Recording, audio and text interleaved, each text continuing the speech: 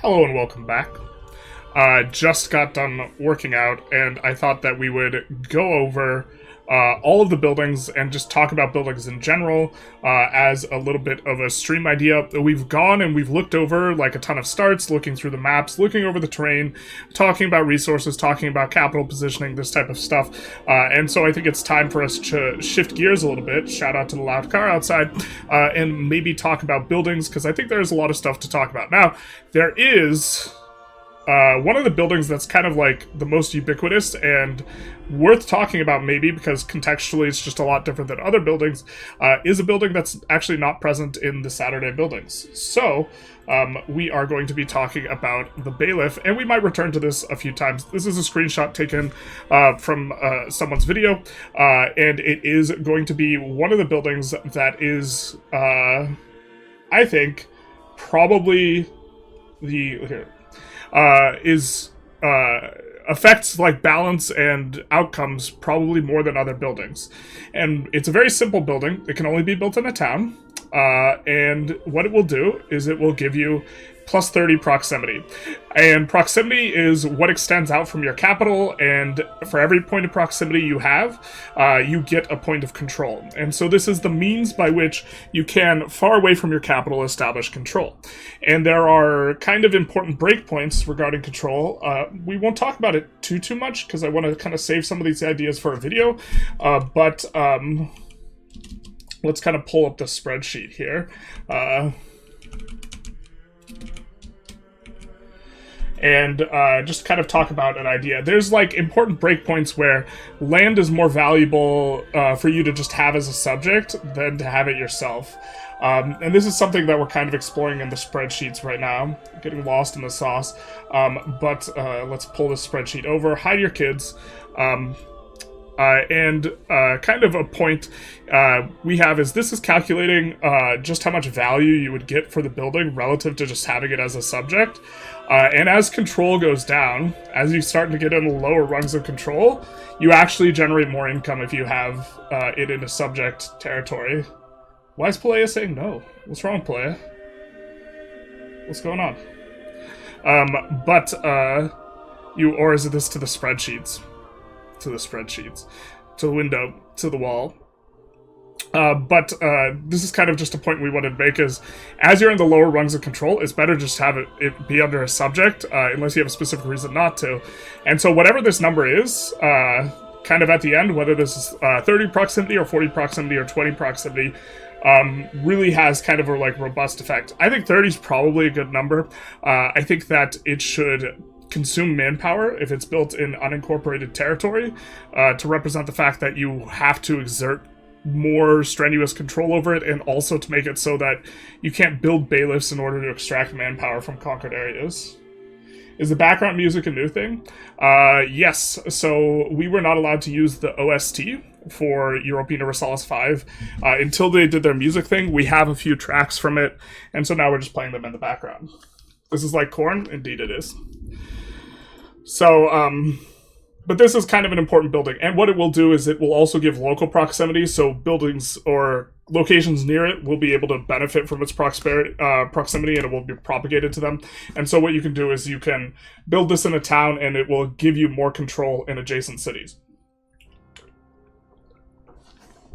However, if you have more than 30 proximity from the capital, this building will do nothing. So it's strictly good for if you are expanding beyond the reach of your capital, which in general I think is bad, because if you have 30 proximity score, that doesn't mean you're going to have 30 control. You can get minus 10 total control from having bad satisfaction, and you will tend to have that in areas you conquer, although you will have other flat sources of positive control, like the out or the inward societal value. But I do think that this is kind of an important building, generally speaking, to talk about and think about. And the balance of this building when the game comes out is going to kind of affect what play patterns are effective. Because if this were 50, blobbing would just get really, really good, I think. If this were 50 or 60 or something, a particularly high number. Hey, Cos, how's it going? So, yeah. That's the first building we want to talk about. We'll probably come back to it. Next, let's take a look at the tannery. which is going to be, so you can see here it consumes the cattle, and it also consumes wild game. Cattle and wild game, at first blush, in terms of, like, goods, might not look that good. Here, can you guys, is it cutting off this spreadsheet? No, it's not. And so, like, base price is 1.5, maybe doesn't produce the most food per unit. Certainly the wild game does not produce a lot of food per unit, but you can see that we do get to use it as an input. Although wild game in general is going to be worse than cattle, it is going to be something that's used as an input. Sand as an input is interesting. I think overall we're kind of okay with that, and then tools as an input, and then we get a little bit of this output in terms of leather. Leather's used in a lot of different places, like making military units, it's used. But you're going to find that you can build tanneries in terms of vertical integration where you have sand, or where you have cattle, or where you have wild game. And so if you want to have, and you can get several percentage of production extra value if you build in this vertical integration. So this is a building to keep an eye on, and it does make it so that the wild game places are going to generally be a little bit better, you know, for spamming leather. And so maybe this is something you decide you want to lean into and focus on. Also, leather, I think, appears in the military tree a lot. So a lot of those regions, like around Russia and Poland, and like kind of those types of ones that have wild game, can really benefit in that way. Okay, let's take a look at the marketplace, which is a very important building. Perhaps the most important building. This is a building that allows trade. Did you find that areas you expand control to are driven more by population or by resources? I found it's driven a lot by geography.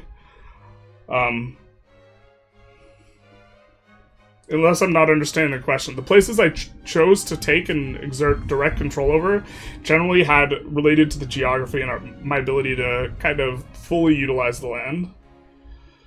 My satisfaction is low, I need more free stuff, true. So we see assimilation speed. I didn't even realize that was on there. Assimilation is generally kind of slow, so this is maybe not too big a deal, but you can stack multiple levels of marketplaces. Although the UI, this is an old UI, so it's not showing it, but it gives you merchant power and merchant capacity. Merchant power, I think, is just trade advantage, or it does give trade advantage. It also gives burghers trade capacity. I think this value is lower, because I think you used to not be able to build multiples of them, and now you can. It does use this as an input, and so this creates a little bit of tension, where you need to create jewelry to do a lot of trading. But there is a rural village that one of the production methods you can use. You can produce jewelry without needing gold or silver. Otherwise, this would pressure you quite a lot, but if you have gold or silver, you can work on the inputs for the marketplace a little bit better, so you're a little bit better at trading. Also, if you have gold and silver, exporting jewelry is kind of really strong, I think, so. You tend to spam a lot of more marketplaces if you have gold and silver, and also a lot more jewelers. Next up, we have Royal Court. And this is a capital building. You can see it has the star up here, although the UI is going to change over time. It has a ton of inputs, and it gives you crown power plus 10%. Pretty solid. I don't know if it still gives you crown power plus 10%, but there's a lot of sources of crown power that you accumulate over the course of the game. Kind of lets you expand a little bit better. With the proximity on the bailiff being swapped for reduced unrest, be more appropriate and balanced.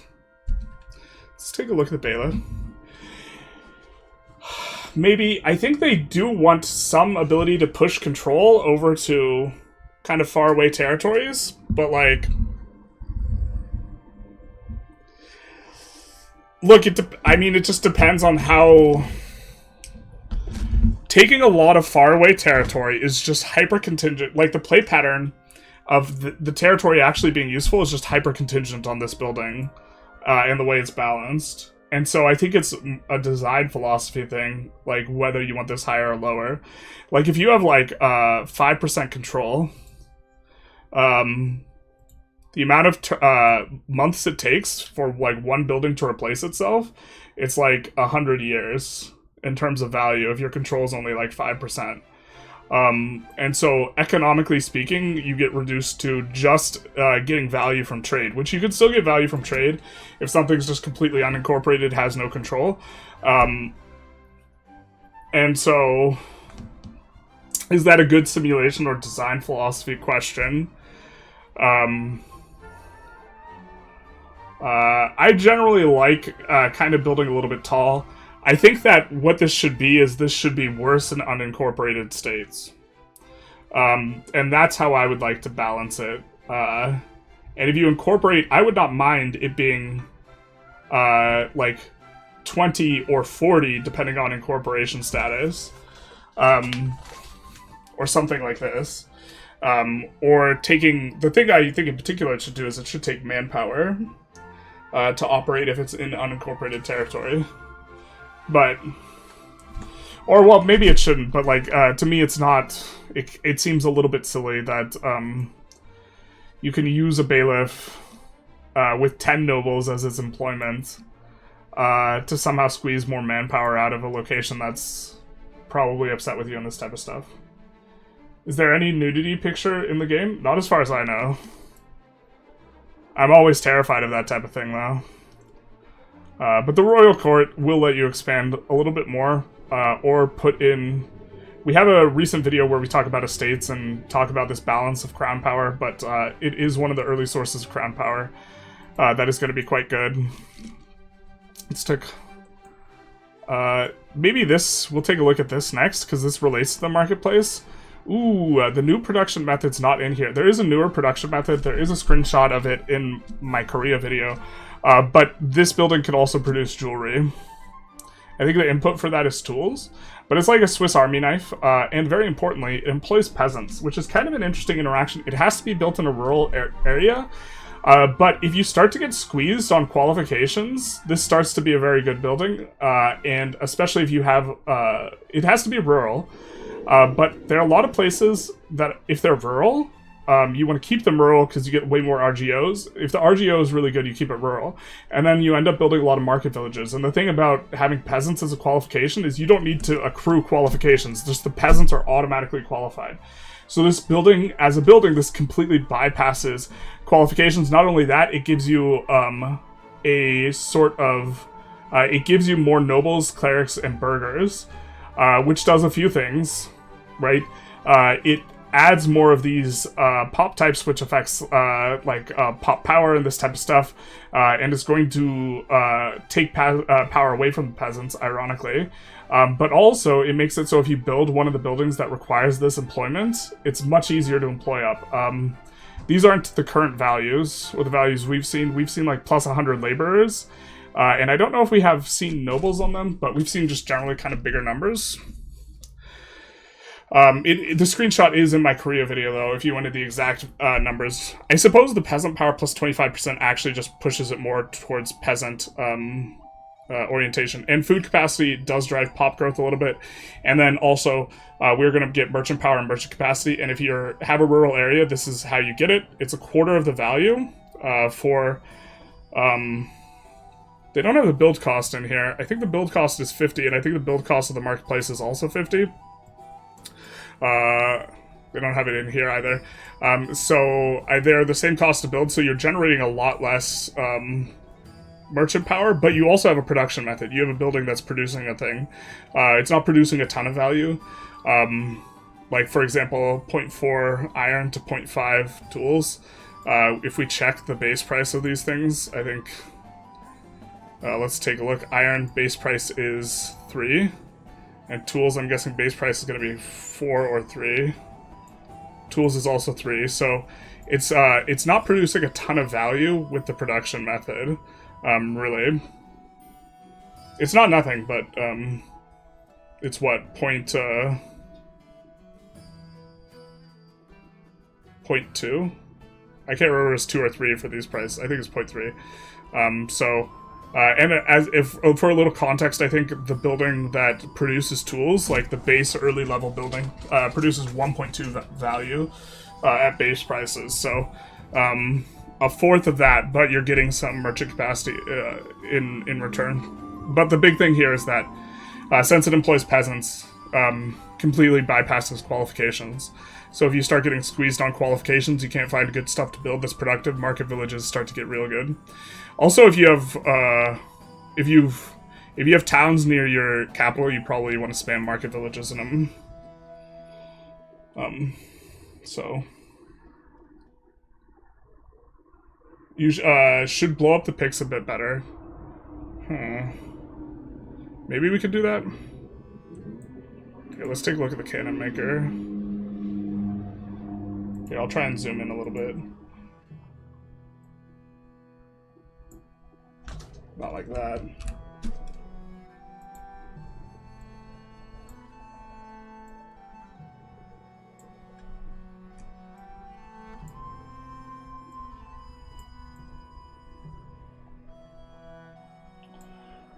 The thing is, I don't want to scroll and then you guys not be able to see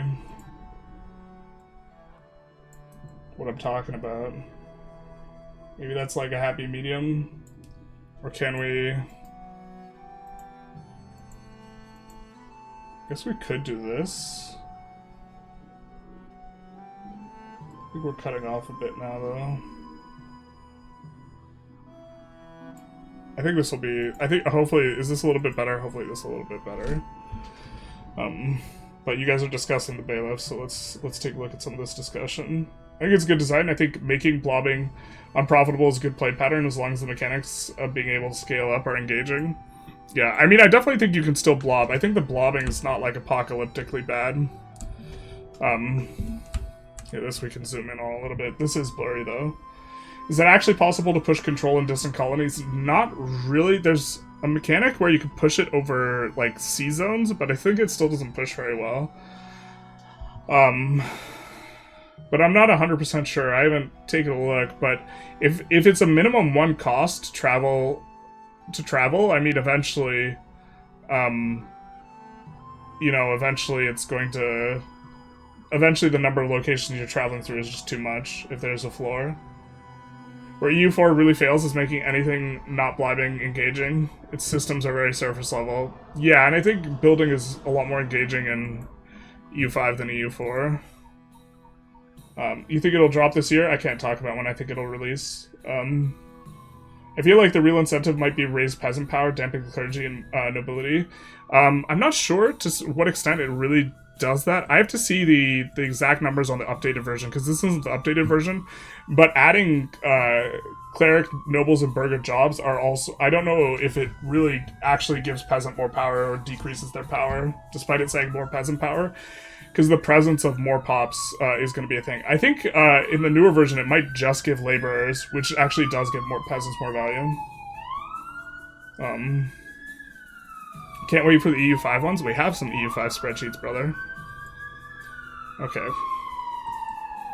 We're working on them. We have this one. We did a video on it. Related to estates. Okay, so now we have the cannon maker. Which... Is this a higher tier? No, this looks like a basic tier building. Not 100% sure. But you do have a bunch of different production methods here. I think the best one is one that uses bronze. I don't know if this is the bronze. This is iron. I don't know what this is exactly. I think some of the alloys got messed around a little bit, but I think this might be bronze, and I think that this might be the best production method, or maybe this is bronze. I'm not sure. We also see saltpeter. I think this is lead and saltpeter. And then this is saltpeter and iron. And if we take a look, saltpeter and iron's the best, and then saltpeter lead's kind of okay. And if you have any locations where you have any of these goods, it's going to be nice to build these here. Generally, we find ourselves building basically all of our weapons where we have iron. But if we have bronze, then you'd want to build it there as well, because you do get a production bonus. Are there any buildings that help you raise your population? Yes. So this gives food capacity, helps you with growth. The market village, which we just looked at, gives you food capacity. So this helps you to grow a little bit better. But that directly gives... here, let's open up a few. That directly gives Some we actually have one coming up here, so we'll just take a look at it and skip ahead a little bit and look at the... That's not the one. Oh, it is the one. It just has a way different art. So this is the settlement. So this directly gives you 1% population growth, and this is a flat number, not a percentage modifier. And 1% population growth is insane. The thing about the settlement is that you have to have population really way below the capacity in order to build it.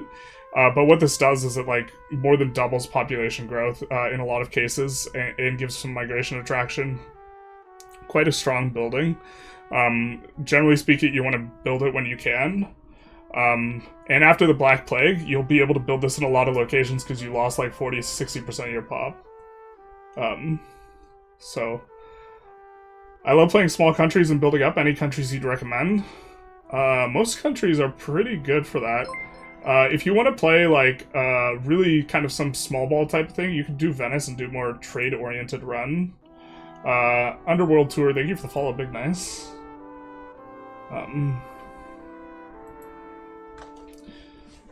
Anyone I specifically would recommend, though? Portugal, maybe.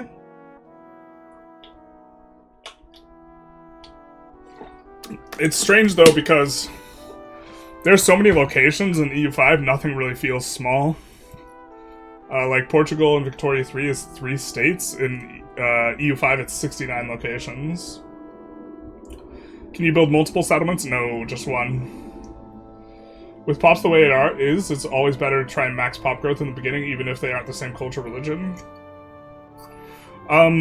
Depending on your incorporation level, this affects which pops could grow. I forget exactly how it works. I think generally, increasing population growth is good. I haven't seen the numbers, but there is economic activity that happens with pops that are just like not employed. Just like base level economic activity, and it seems like it might be relatively strong, or like even possibly too strong, that population gets too rewarded. Like population without buildings. And so in general, yeah, I think population growth is really, really good.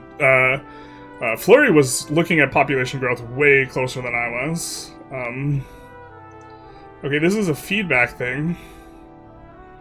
Okay, this is just kind of in the wrong spot in terms of their organization here.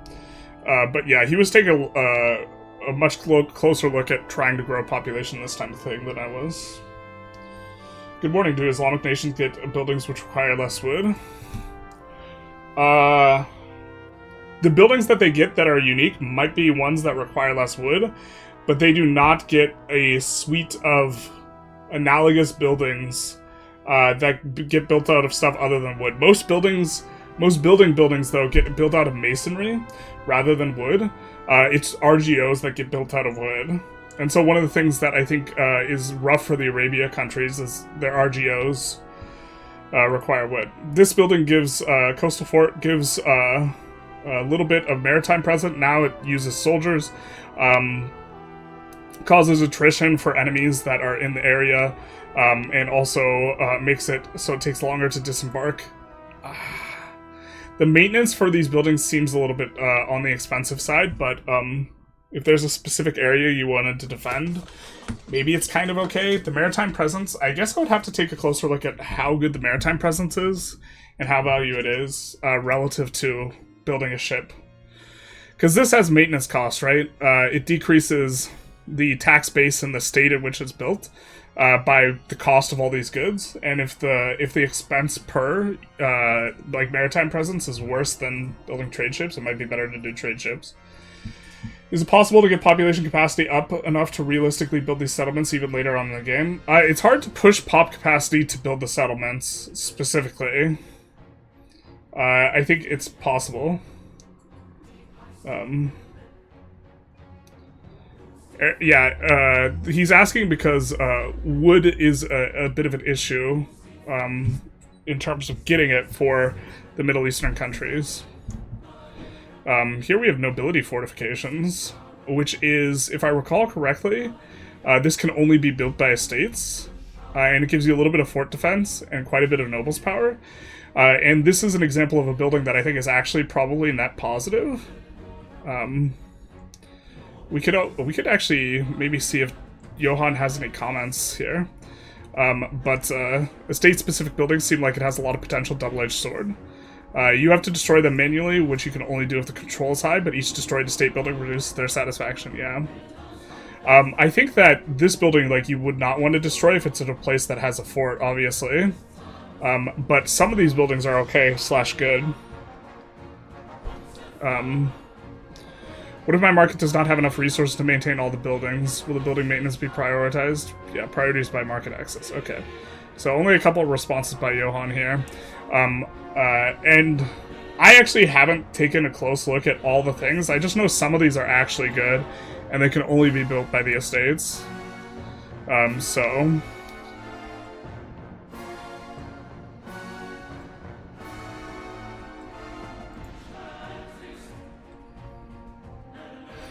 Is there any building you could construct in cities to reliably produce food? Produce food? Not in large amounts. To prevent Italy from starving? We're gonna take a look at one that does increase food production, but it's not super... Most of the ways you can increase food production only work on places where you have RGO food production already, or are only particularly effective. Technically, they still work in all locations, but it's not as good. If all buildings are tied to a religion, is it worth it to switch religions? I think the religion gates your ability to build them. I don't think it actually gates your ability to turn the building on, but I'm not sure. Would you support the addition of GNU's building-based country in the Eastern Black Sea? Oh, I don't know. I don't know enough about this. So we have the Chancery. Increases max literacy for nobles and burghers. Literacy for...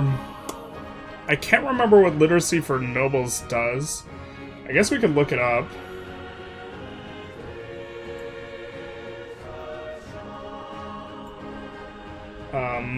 Because there's the bailiff, which I kind of think is one of the most important buildings. See, now that we're zoomed in, I don't know what we're cutting off here for you guys. But we do have the oh, this is satisfaction. Not like this.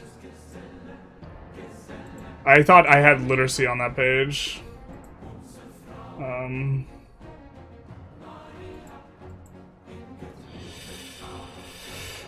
Burghers literacy, you will, or in my experience, you tend to actually get a large amount of burghers by the end date.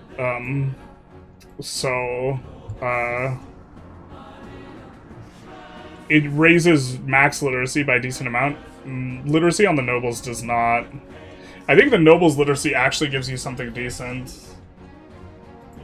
We could probably find it, what exactly it's gonna do. And I think that's maybe... I think people would probably be interested in that. I know it's in my Korea video. Hello, happy... Yeah, let's mute that.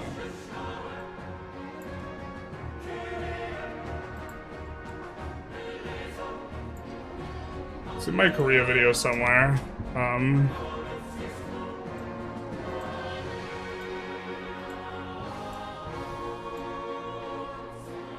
Oh, here it is. So, literacy of nobles gives cultural tradition, a very small amount it looks like, and a little bit of monthly control, not that good. The literacy of the burghers, here, let's see if you guys can actually see that. Oh, the chat blocks it. But monthly dev growth up to a decent chunk, a decent percent. So, you can see there. And burghers trade capacity.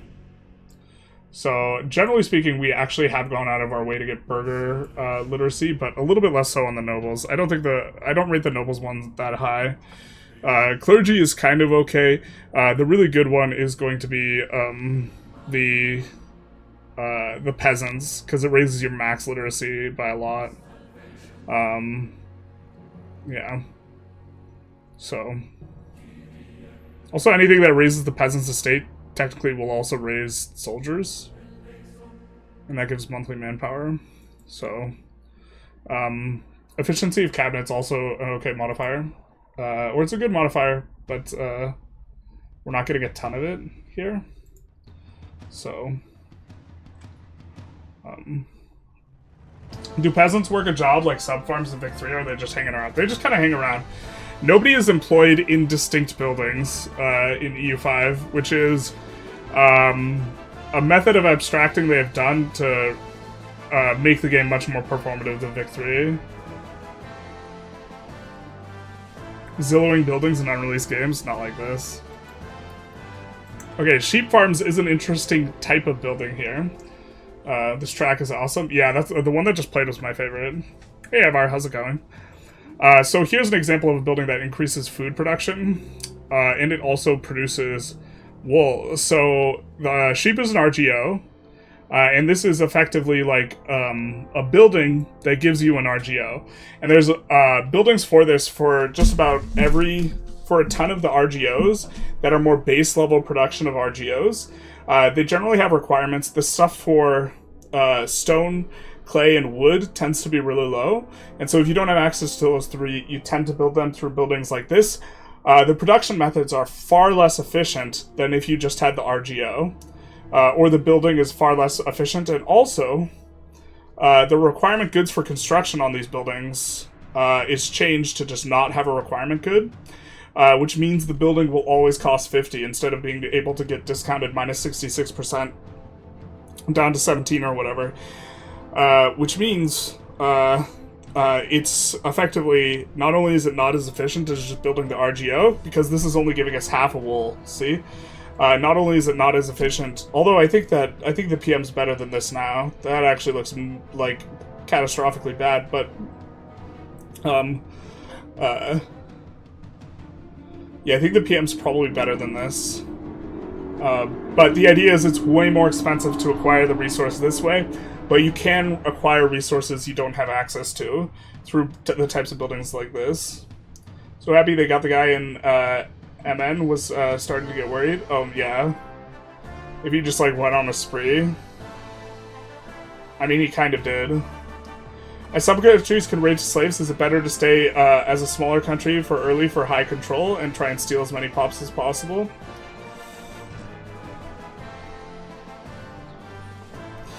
I think it changes the pacing of your expansion, and you consider it, but I don't think it, like, flips a light switch where, like, you go from not being expansion-oriented to being it, but it just changes things a little bit. Yeah, as Molly, you could raid a few times to steal a bunch of pops, if you're interested before conquering. You're really not going to get very much value from conquering a lot of the territory early on, so that's probably a strategy. That also has to do with Molly not being pretty bad for control early on. Here we have the Jewelers Guild. We see that we have multiple PMs. We see this one's gold, this one's silver. Silver icon's been updated. And then there's a secondary enhancement with a bunch of these things. These will all be really good resources. The inputs for jewelry, and jewelry as a resource to trade will be really good. Pretty solid to utilize. Also, this has been updated to only use masonry. So buildings all use masonry. RGOs all use lumber. Masonry as an input requires stone or clay. So in that way, like the 4 super base, there are 4 hyper base input goods. What did I do?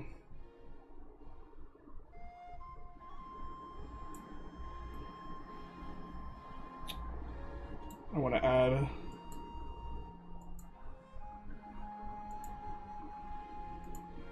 Here, I need to make more space to add this to the thing.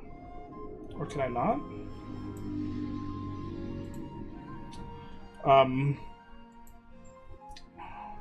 Yeah, there are 4 super basic input goods, or base level input goods, that get produced in every single market, regardless of if there are RGOs. They just get produced in an amount, and they are the base production ones. Here, I have to log into a different account on this. Thought it was in there. I should just give editing permissions to all my email accounts. But there's clay, stone, sand, and lumber. So per development, that you have in a market, you will get some of these goods. And so, in this way, lumber gets used for RGOs, clay and stone through masonry get used for buildings, and sand gets used for roads, but overall sand doesn't get used too much, so... streaming on Tuesday for Vic patch and DLC release? Yeah, we're gonna stream for 12 hours. But, okay. Tar Kiln is an interesting building. Puts a pressure on your wood. We kind of don't like that the estates like to, or the autoqueue loves to build this, and I kind of hate it because it makes it collapsing the price of wood harder. And I'd rather just have expensive tar. I think that as a practice, we probably want to be pretty aggressive about importing tar and effectively export wood pressure to other countries by importing their tar, if we can.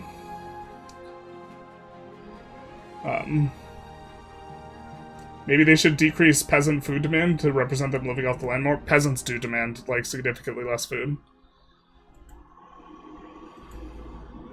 Do you think construction costs should be paid monthly and according to market prices? I think construction in Victoria is probably better in some sense. I think having a singular construction queue is like a weird simulation and would not fit into EU5. Like, if I have construction capacity in Spain, I shouldn't be able to build stuff faster like elsewhere, you know? And I think where you just get this massive pool doesn't make sense. I think the overall experience is probably a little bit better for Victoria 3 in terms of an economic stimulation, but being able to use your construction in the Netherlands to build in France doesn't make sense. And I don't really think there's a good solution for collapsing prices. There's a few solutions that are kind of okay, but by and large, I think that your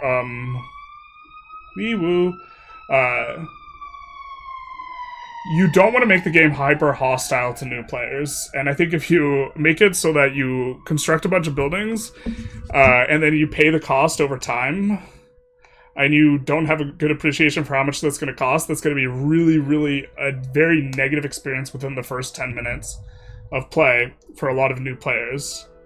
And so I think that that type of thing should be avoided, and so I don't know what the solution is, because that would be a solution. Morning stream, evening stream, post-workout. Not sure if you're allowed to talk about it, but do you know how trade access works with adjacency in 1.9? Trade access works with adjacency? Well, I did the tutorial video on the world trade. Being adjacent doesn't seem to give you any advantage. Can you force, as Netherlands, can you force Switzerland to do its international trade for you? Well, you can offer it a deal it can't refuse, I guess. I don't think you really get anything from them trading through you, though. I think the bailiff is too OP. Let's pull up the bailiff. Sorry it's blurry, the screenshot's blurry. If you blob as Italy or the HRE, then it's super useful building. Yep, it's super useful for blobbing. If you wanted to make blobbing worse, you could just nerf this building. I kind of think 30 is in a good spot. I personally think that it should be maybe better if you're incorporated and maybe worse if you're unincorporated, and it should maybe throttle you in that way. That's kind of an interesting idea, I think. Like, maybe it gives 35 or 40 if you're incorporated, and 25 or 20 if you're unincorporated. I also think it should have manpower upkeep if you're unincorporated. But I think it's relatively in a good spot. But whatever you decide to do with it is going to dramatically affect, because you're going to take places that have zero control, and you're going to bring them up from this, like, zone, where they are, it takes them, like, if you only have, like, 5% control, and you build a building, it'll take you 100 years to replace the value, of the input cost of the building, and you pull it up towards... maybe not even 30, because you maybe have bad satisfaction. You pull it up towards, not only takes 300 months to replace the cost of the building, which isn't fantastic, but that's like an enormous difference, right? It's still not very good.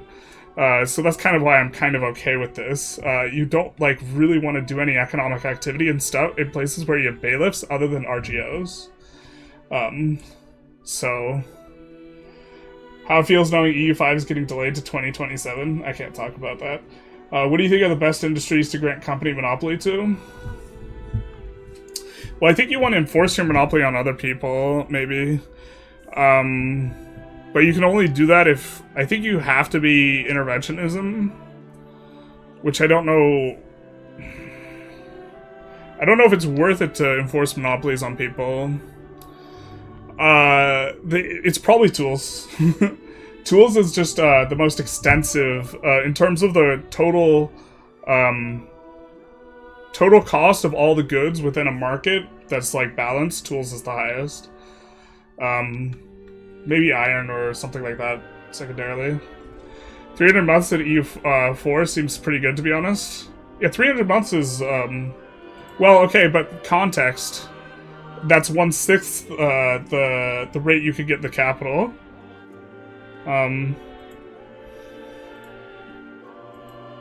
So like you would still prefer to build around the capital for the most part. It makes it so like you can build, yeah, but it's not apocalyptic. Is this game too ambitious? Not enough. But like I see people fighting in Reddit over a bunch of random stuff, and I think like the thing to fight over like on Reddit like would actually be like how much should this give, or what should the bailiff do? I think the bailiff is probably the building that like warps the game the most,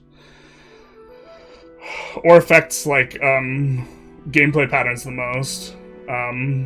We don't build that many bailiffs because we don't extend that much. I think extending's kind of bad. I think if the bailiff was 40 though, that would like I think it's in a good spot. But if it was like 40, it would be nuts. Generally, we did take a look at we didn't take a look at irrigation. We didn't talk about it. Irrigation's an interesting one. Pop capacity, extra pop capacity will increase population growth. Food production.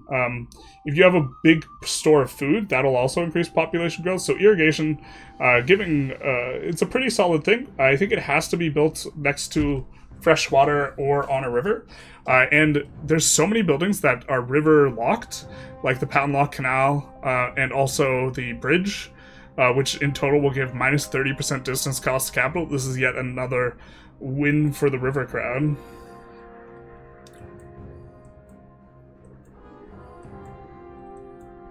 And we'll get to even see one of these buildings here. So, Saltpeter Guild. This is one of it produces the RGO, but in a way that's not that efficient. But saltpeter is kind of a rare RGO, so you'll probably end up building a few of these. I remember something about being a soft cap. What was that about? Yeah, so there's a soft cap for how many buildings you can construct at a location. If you pass that, marginal additional buildings start costing way, way, way more and start being really, really, really not worth it. We recently saw Connor's Vic 3 video about trying to get as many people to import small arms from him as possible to trigger an infamy event. Sounds fun in 1.9. Yeah, so you should... Subventions on small arms is probably relatively meta. Subventions are a thing where... I have to be careful that I don't talk about it too much. Subventions, I'm 60% that they're bad, 30% that they are conditionally good, and 10% that they're just insane. I really don't know exactly subventions. I think I need to do like a detailed math analysis, because there's like, at first blush it just looks like you're paying money, and I think that's kind of what it is, and it's probably no good, but it lets you recomp your economy towards a certain industry, which has a lot of value. If you played as a horde and created early Russia-type country spanning from China to Europe, is that better than a trading country, like a trading nation like Portugal or the Netherlands? Depends what you mean by better. This is something I have to be very careful about, especially talking EU4 players. A lot of EU4 players, like, just... amount of paint on the map seems to be what their criteria for better is. I mean better in terms of income, better in terms of manpower.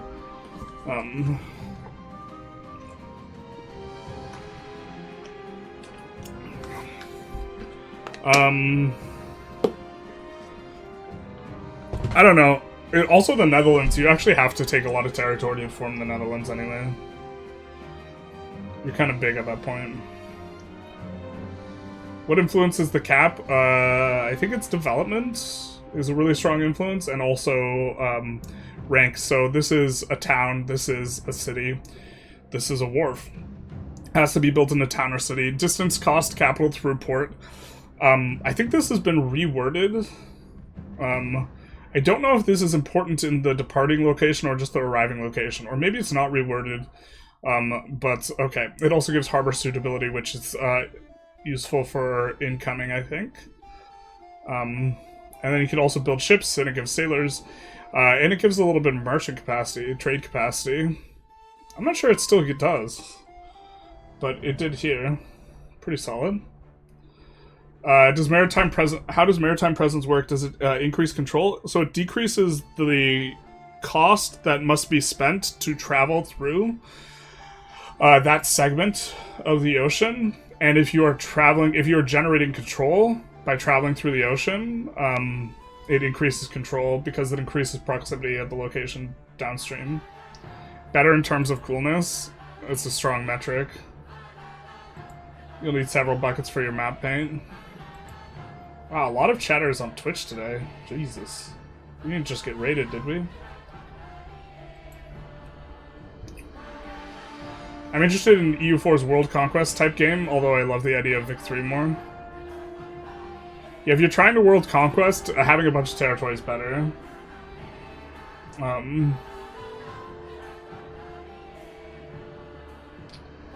As someone who plays EU4 Tall, plays Vic 3, and plays Anno, this is the perfect EU successor. Yeah, I think that Tall generally is better, but it's like unclear. Like what people mean when they say tall and wide and blob, to me it just like seems very fast and loose, and everyone seems to mean something a little bit different. Is it possible to monopolize trade buildings? I think so. Monopoly is ownership. We have another starting location stream. As I have questions, I don't want to gum up the building stream. I'm not sure I will anytime soon, because we've done kind of a couple of those, and we've gone through every single area. If you have a quick question, though, we could answer it. This is very similar to the merchant village, except it produces fish, and it gives a little bit of extra food production. It also gives merchant capacity? I don't think the version I played on gives merchant capacity. I think it just produces more food. In my opinion, the merchant villages were kind of the best, and that's all we were building, but maybe we just didn't look at it close enough. This is a fortification, level 1 fortification, which not a lot of countries, I think, even have access to. I think they just have access to the level 2 one. My hot take is that I would see a blobbing, I would like to see blobbing much slower in EU5 versus EU4, but that's generally an unpopular opinion. I think blobbing, if you're playing optimally, I think blobbing is, you don't blob as much. But you expanding via subjects is really strong right now. And it's unclear to me whether that's considered blobbing, because I've heard mixed reports, but feeding your subjects a bunch of territory, whether or not that's blobbing, I think it's good to feed them a ton of territory. People mean that they want more depth for internal nation mechanics when they mean tall. That's fair enough. I mean, there's certainly a lot more depth with the buildings being, like, not just, oh, I build some amount of, or I build, like, a church, so I get +1 income. I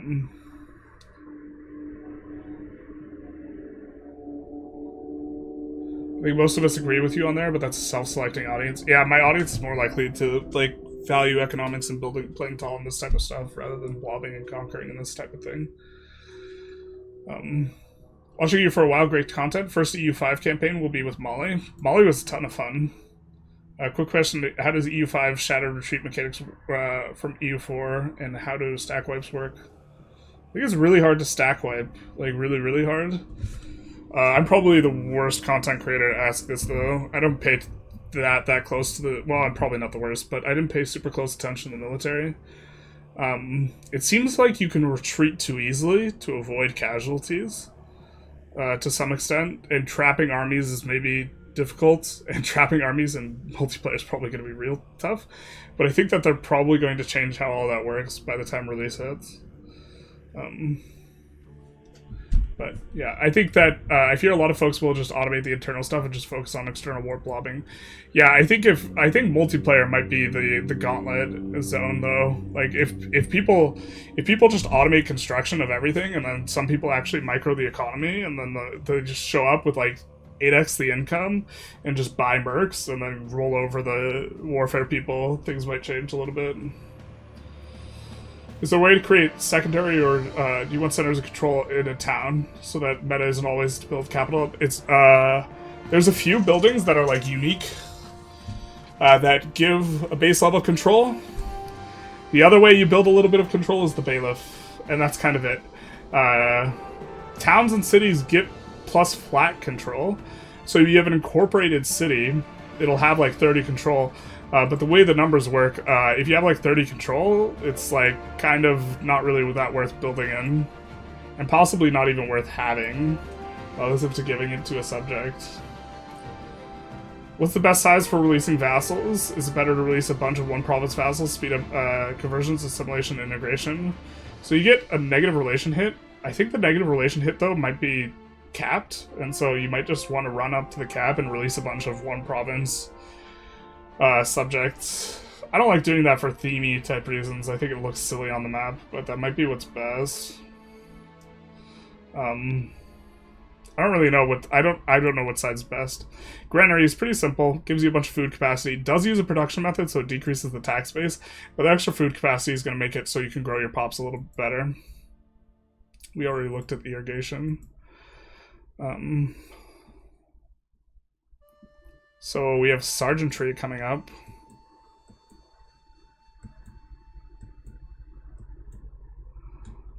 Let's take a look at some of these.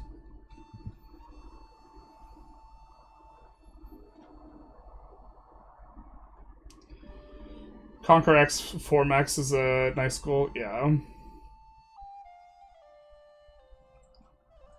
Do you think they would add an ability for multiple people to play on the same nation? That would be sweet. I don't know if they would. One person manages the economy and one person manages the warfare. I think there's enough stuff to micro that you could actually do that. Sergeantry, it is a capital-only building. It gives you a little bit of crown power in the capital specifically. And then it also gives you monthly manpower, just a little bit. I'm not sure this crown power is still here, but if you're building up a lot in the capital, for example, the bigger portion of your economy that is in the capital, the more of pops you will have, like burghers and nobles and this type of stuff in the capital. And so you will have a larger percentage of your total estate power there, and so having more crown power in that location in particular is going to be something that is beneficial to you. Are there ways to control the internal flow of migration? You can use cabinet action, but other than that, it's not the best. You could do stuff that affects migration interaction as well, like having jobs and having like food or like this type of stuff. But it doesn't feel like you have a lot of agency to move pops around, with the exception of slaves.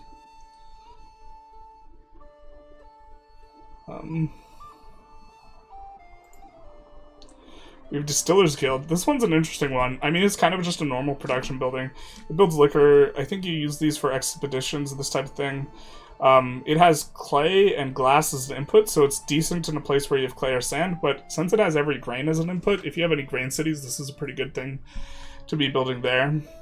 I think there's also a brewery, but yeah, wine. I don't even think this resource is still in the game. I think this is honey, this is grain, this is rice, this is sugar. Some of these are more efficient than others, but considering these have a base value of 1, I'm sure that like the PM you want to use is probably rice or grain. Maybe this is fruit? I'm not sure exactly what it is. Noble Villa, we've seen an updated version of this, I think. Or a different building that gives like fort defense. But this is bad. This what we're seeing here is just a strictly bad building. It gets built by the estates. And if they get, you know, if they're upset with you, they'll build more of these buildings and less good buildings.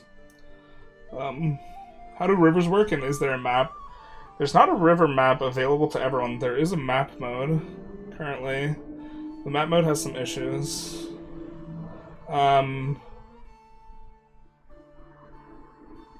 But they allow you to, they give you more proximity or better proximity calculations traveling along them, so they tend to get more control. Is it always best to build production goods as opposed to trading raw goods? Well, RGOs generally pay out really well, so let's maybe we'll take a look at another building. So this tools workshop, it outputs tools and it inputs this, and I think the total value of the output is like 1.2 or something like this. The base price for almost every RGO is over 1.2. So building the RGOs is generally speaking going to be a lot more effective until you get a bunch of production efficiency and you start to get the higher tier of these buildings. It's being more resource oriented, like in the first 200 years, it's just way better.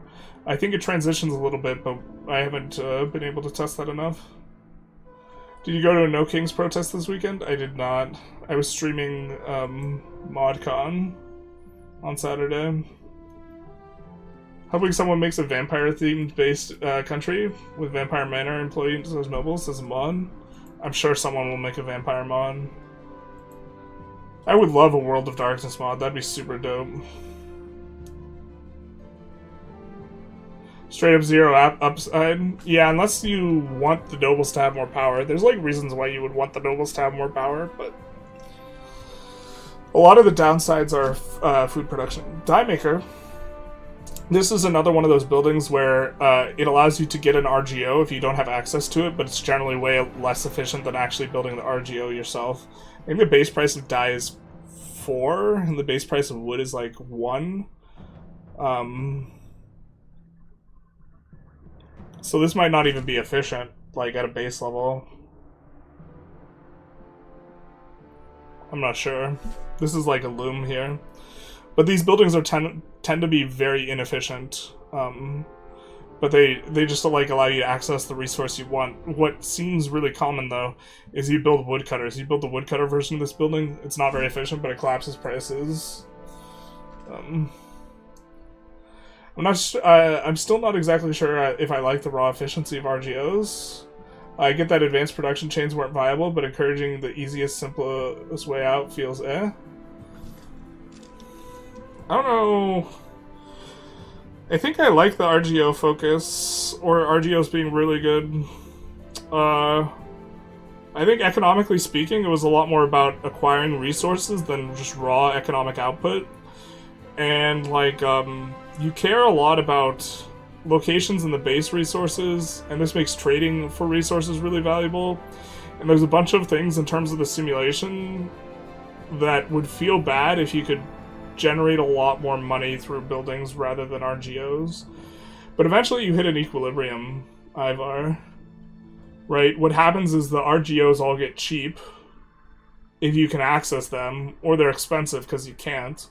And you will eventually get to the point where you're at like an indifference threshold. But also, like, around your capital, you max out all of the RGOs, and then you have to build buildings. And so you kind of radiate buildings out from your capital, and those will be way more efficient at adding to the tax base. Like here, if we have a location that is 70% controlled and 70% market access, it's like half as efficient as a building in the capital. So if we have a building that produces 1.2 in margin, versus an RGO that produces 2.5 in margin, but that RGO is in a place with low control and market access, the building could still be more efficient. So, assuming you play optimally, owning the world, how likely is shortages? Owning the world? I don't know if I know what you mean by owning the world. Like, if you do world conquest, how likely are you to run a shortage? I mean, it depends on how many buildings you want to build, I guess. Since everyone could colonize, are there cases of silly colonization? Like Vijayanagar in South Africa? I think every single game I've seen, India and South Africa. I think the only one I've seen that kind of looks that silly, though, is probably India.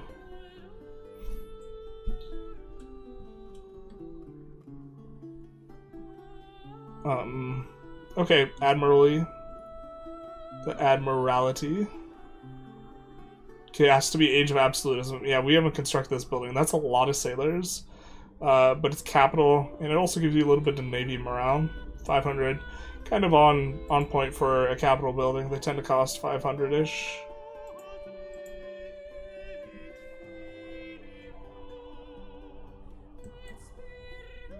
Peasant Training Grounds. I think that's been renamed. Scriptorium's an interesting building. We'll go up to there, though. So the Mamluk Barracks, in terms of manpower, okay, it gives like plus 25 now. It still gives an insane amount of manpower, but it also costs like 10 times as much as a normal building, so per cost it's the same. But I think this gives you a way higher like upper limit to manpower as the Mamluks. I have to take a closer look, but it's only in... You can only build one level, and it's only in towns and cities, but you can't normally build 10 levels of the thing, so I think you as Mamluks, you just get way more manpower.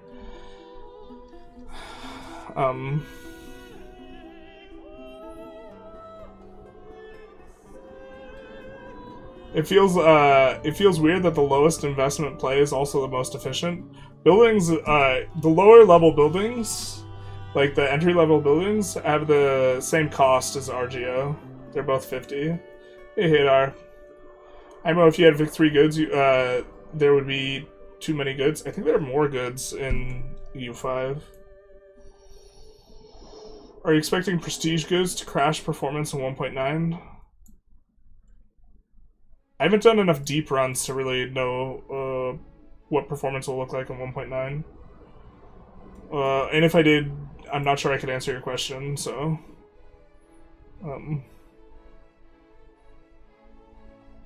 Just for things like colonization, I don't care about the exact historical patterns so long as they're do so for historically viable reasons. Yeah, I don't know if they're going to make it so that AI India doesn't do that. You get, like, a triangle trade going, though, with Australia, South Africa, and, like, India. Or you can. Do you think the tall playstyle will still exist in E5? Not only do I think it'll exist, I think it'll be better. How efficient are the different pop gathering methods? Migration, slave outputs? Well, generally it's about pop growth. Migration's generally only within the market. I think we saw one example in our first round of play where we saw someone migrating from one market to another. So you can't really migrate very far unless you do very strange things like creating markets and destroying them just to make people move around. But I think people tend to want to stay close to where they are from generally. Alright, have a good one, Brian. How does pop freedom movement, ease of movement affect production chains in EU compared to Vic? Well, so compared to Vic, your qualifications are actually like a throttle. Whereas Victoria 3, you just like pass an event horizon where you just don't care about qualifications at all. So qualifications will always throttle you, so this is one of the things that drives you to build in multiple locations is qualifications. Yeah,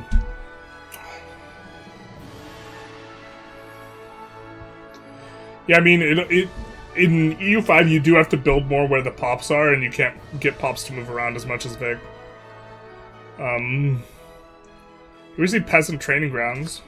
Commoners' estate will build these rural settlements and towns if they have privileges.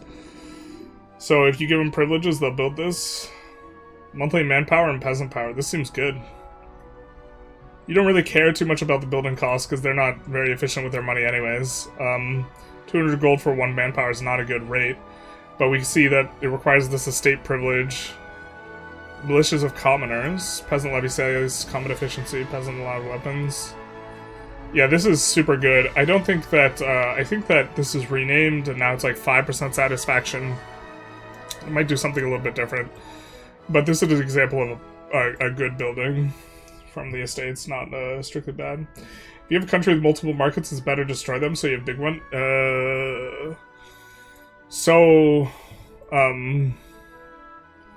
Market access will act as a multiplier for how efficient your buildings are, because it affects how many goods you produce with buildings, and also your tax base you get from your goods with RGOs. I think we have a thing that kind of shows this a little bit better. Trade is not as affected by market access, but overall, you do want to have high market access, otherwise your buildings are going to be less efficient. So in the same way that control throttles you, or in a way similar to how control throttles you, you get throttled by market access. And so if you delete a bunch of markets, you'll have poor market access in a lot of places. But this is like one of the tensions. You're getting pulled in multiple directions, right? Regarding like whether you want a lot of markets or you want few markets. You get better market access with a lot, but you get a more awkward market and you get worse migration. So is there a cap to pop types with qualifications like nobles? Yeah. And if I build a building that... Here, let's find a building. So this uses burghers. When I build this, it'll increase the burgher cap by 400, and the pops will slowly promote to burghers. Monthly literacy's kind of a weird modifier where it's just not very good. This building's not very good. Unless you don't have it at all, in which case it's insane. But you get to your equilibrium or your cap, and then you it stops being valuable to grow in literacy. Tradition is like your cultural defense, so it's not really all that valuable. When you say tall playstyles are better, what does that entail? I mean that this is one thing where I don't know exactly what people mean when they say tall, wide versus blobbing, not blobbing, as it relates to subjects. I think expanding a lot with a bunch of subjects is really good. I think owning a lot of territory far away from your capital is just kind of bad. And you should look to condense your economy into kind of a base of power rather than just conquering more territory doesn't give you a lot of power. Is there a way to manipulate which locations in your market? A little bit, not a ton. There's a thing that market protection, a stat which tends to pull your locations into your markets. But there's already a really strong bias towards your own locations for your own markets. I think it's hard to intentionally move one thing from one of your markets to a different one, but I think it also always just selects the one with the best access. There's a agreement that you can enforce the peace deals to stop a country from competing with you in colonization. Did you use it, and how does that work? There is that. We haven't used it, but if we did, I'm not sure we could talk about it. We'll see in a couple days, though. Play any fantasy mods for EU5? Almost certainly. Now that EU's becoming Vic, I really hope that Stellaris too. I mean, there's some things that Vic is doing that EU5's not doing. Is capitalism or traditionalism better? Traditionalism's better early. I think the bigger thing is when you make the transition. Eventually, I think you want to go capital, but you don't want to be near zero for very long. You want to slingshot from one direction to the other, because either side is better than zero. Tall, I will spend my resources making what I have better. For the most part. Whenever you build, you kind of want to build close to your capital. And you don't really want to build on the outskirts kind of ever. And it's way more valuable. But what's the investment cost of conquering new territory? It's not necessarily that high, peeling it off of someone who's, small. So I don't know if that, I don't feel that satisfactorily, answers the question for tall versus wide. I think, honestly, that people don't have, a perfect definition, and it's just, kind of what people mean by it. Wide spending resources to get more stuff. Yeah, the problem is you're doing both simultaneously. We have the Bastion. I think this is just a higher level for it. Requires more inputs. Here we can see, yeah, Stockade, Castle. Most are on the castles, and then Bastion, Starfort, Fortress. Requires inputs, including cannons. Quite expensive.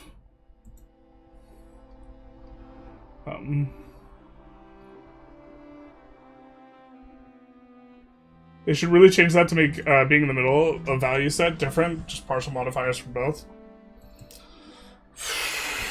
I think I'm okay with it. It encourages polarization and building around something. Plus, there are events and parliaments you get to push yourself towards 100. So it takes a long-term investment to really kind of push yourself towards the upper ends. And I think that that's a fun and interesting minigame. And it would be, if being near 0 were valuable, I think it would diminish kind of the whole thing. It's really easy to be close to 0. Much easier to be close to 0 than to be on one side. Alright, we have Port Authority. Can build multiple levels. This gives market protection. So this is a stat that makes it so that your locations are more likely to be in your own market. Doesn't give that much trade capacity or burgers trade capacity for the cost. So you're really building this for the market protection. Or I guess if you've maxed out marketplaces. Here we have the hospital. Kind of okay for defending against the Black Plague. The problem is it's relatively expensive, and you don't have a very long time period to like build hospitals or get hospitals. If you have a turbocharged economy like Korea, we were able to build a lot of hospitals, but not a lot of countries that felt that possible to build that many. We generally just built them in our like 2 to 3 highest pop places, and then hope for the best. Your economy also crashes during the Black Plague, so no matter who you're playing.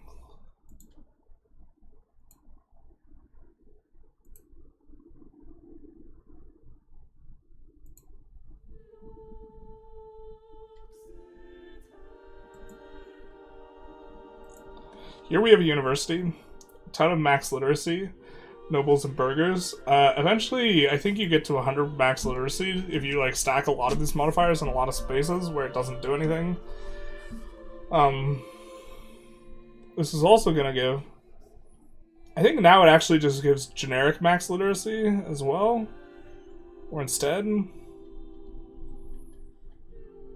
But cultural influence is gonna be nice. It's going to strengthen your culture, make it easier to incorporate other cultures, either by accepting them or by converting them. Pop promotion speed is also a really nice stat.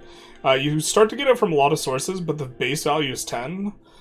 So if you don't have any of those other sources, this doubles the pop promotion speed in terms of a flat modifier. And then there are also percentage modifiers, but... I think schools also give plus 10. But in the early... By the time you can build a university, I think this will be your, like... It'll be either 30 or 40 that you're getting yourself to. But this still represents a really nice uptick in pop promotion. And it's one of the better kind of things on the building. A little bit of migration attraction. Can only be built in towns or cities, so you're restricted in that way. Monthly literacy is kind of meh. Institution growth is kind of nice. But only like for 5 years, 5 to 10 years out of the age, maybe 5 to 20. Scriptorium. Now, Scriptorium is an interesting building. This is the only guild building that employs clerics. So in theory, you could spam this to get a lot more cleric employments if you wanted the clerics to be more powerful, or the clergy. It also feels like generally there's like kind of a couple building loops where you start to get higher tier stuff, and one of them is going for paper and books. Allows you to build stuff like the library and the university for better prices. So this is something that starts pulling you into diversifying goods, is being able to build other higher tier buildings that are not just economic activity, and so the Scriptorium helps with that. So does consumption. I think dev drives consumption, so developing has an interesting effect in that it stimulates your economy by increasing the amount of stuff people are going to buy.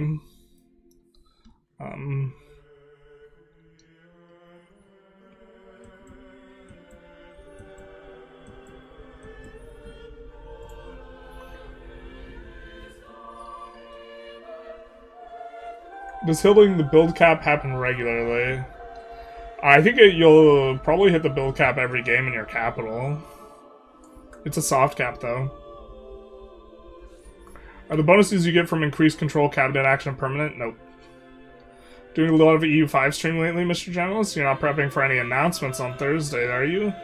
I cannot comment on that type of thing. I would say that part of why I'm doing it is because a lot of this stuff is also fresh in my mind. Because I got up to... I played like another 140 or something hours when I got access to the QA. If you're in the middle of 2 idea sets, you're not unique, so you shouldn't get a bonus. Yeah, I kind of agree. Do we know when 1.9 drops tomorrow? I think it drops at 7 AM PST, but I think that's a guideline. I don't know if that's like an exact thing. For me, it's in 2 days. I guess for you, it's tomorrow, like in the afternoon. In EU4 churches were good to build early for dev cost reduction and tax income, but mid-game, once you get building cap, it's better to remove them and build something else. Yeah, like, building slots are a weird abstraction. Did I find any instances where it was good to delete stuff? If you get the higher tier buildings, you should delete stuff. Like, once you get to, like, manufactories or mills or this type of thing, deleting the guilds is good.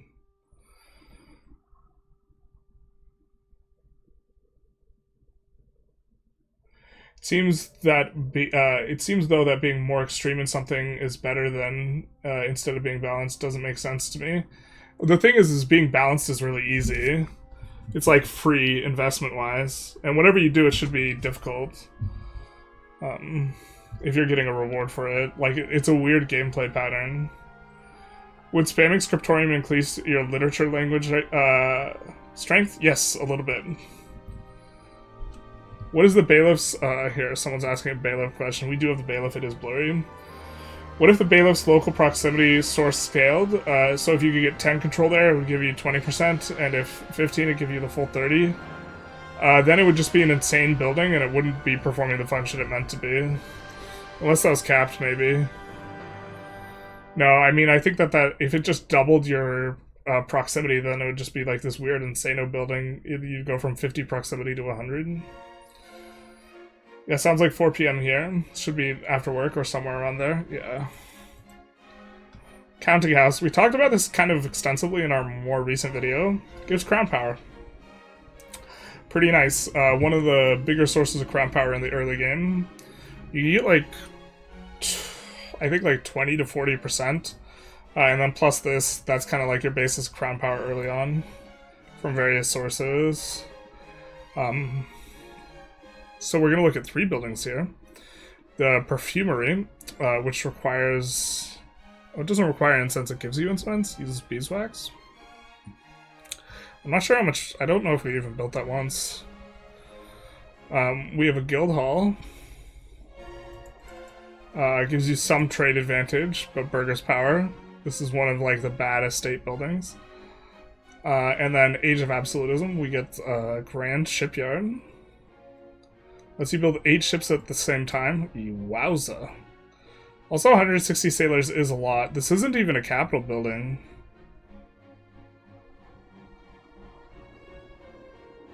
Huh. Oh, it's not even the top tier naval base either. Wowza. That's some scaling. I didn't get to the super late game. My computer couldn't handle it. There's no way to upgrade older buildings, like guilds and manufactory. Not currently. Not on the initial version we played. I don't know if that's something they're planning on changing.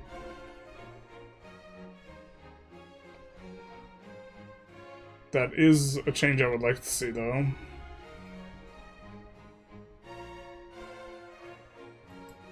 Here we see Market Warehouse. You can build this in the market capital.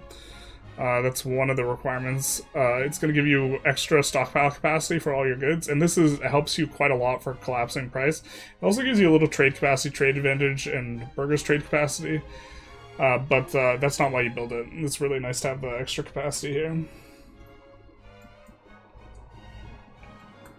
Getting some obscure language to #1 lit language sounds like fun runs for folks like Connor. It shouldn't be too... I think that's not necessarily that hard a challenge. It's kind of like a turbo blob challenge. Because if you just have a lot of pops of your culture or whatever, that helps a lot. But yeah, maybe. Maybe bailiffs should need nobles of an accepted culture or represent local. Yeah, I mean, I think that I would not be opposed to if a place is a core, you get more proximity, and if it's not, you get less. I kind of like where it's at in terms of the numbers. But whatever the numbers are, they enormously affect things. How many resources are in the game, roughly? Like, different types of resources? Maybe 80 or 90 or something like this. Were you PC specs that couldn't handle late game? Well, part of it, just to be clear, is the fact that the game is not, like, optimized fully, and I'm getting an early access version of it. And so it should not be considered what the end game is. I have, like, a graphics card that was really good, like, a decade ago. I have 24 gigs of RAM, and I have a Ryzen 5600, and I think the thing that's throttling me is the RAM. What happens to unique culture buildings? They stay around. Having liturgical court common language be the same as better as the game progresses? Yeah, but early on, like, you probably, like, want to be on Latin, for example, if you're Catholic.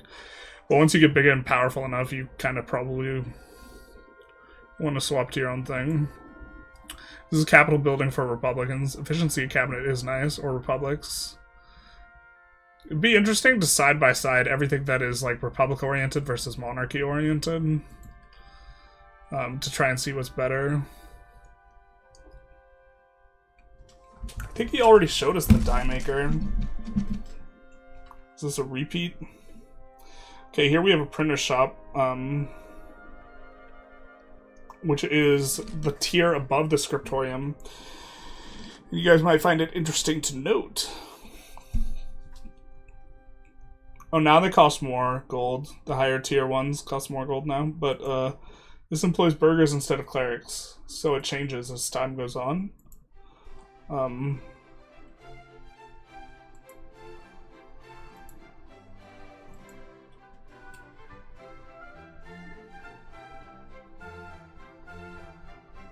Alright. We did look at the Mamluk barracks and the Bastion.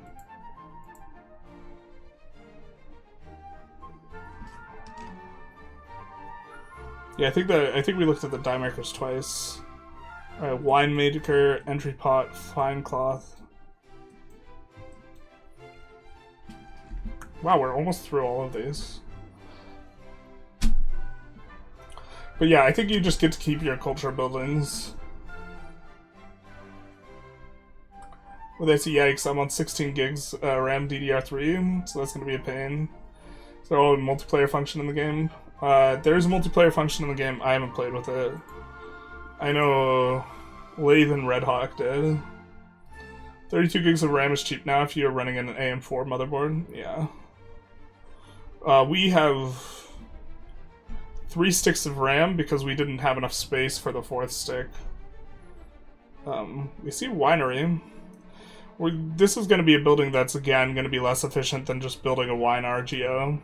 And so you would build this if you don't have access to the wine RGO. But if wine gets pushed up enough in price, and Victoria 3 price doesn't vary that much at the top end.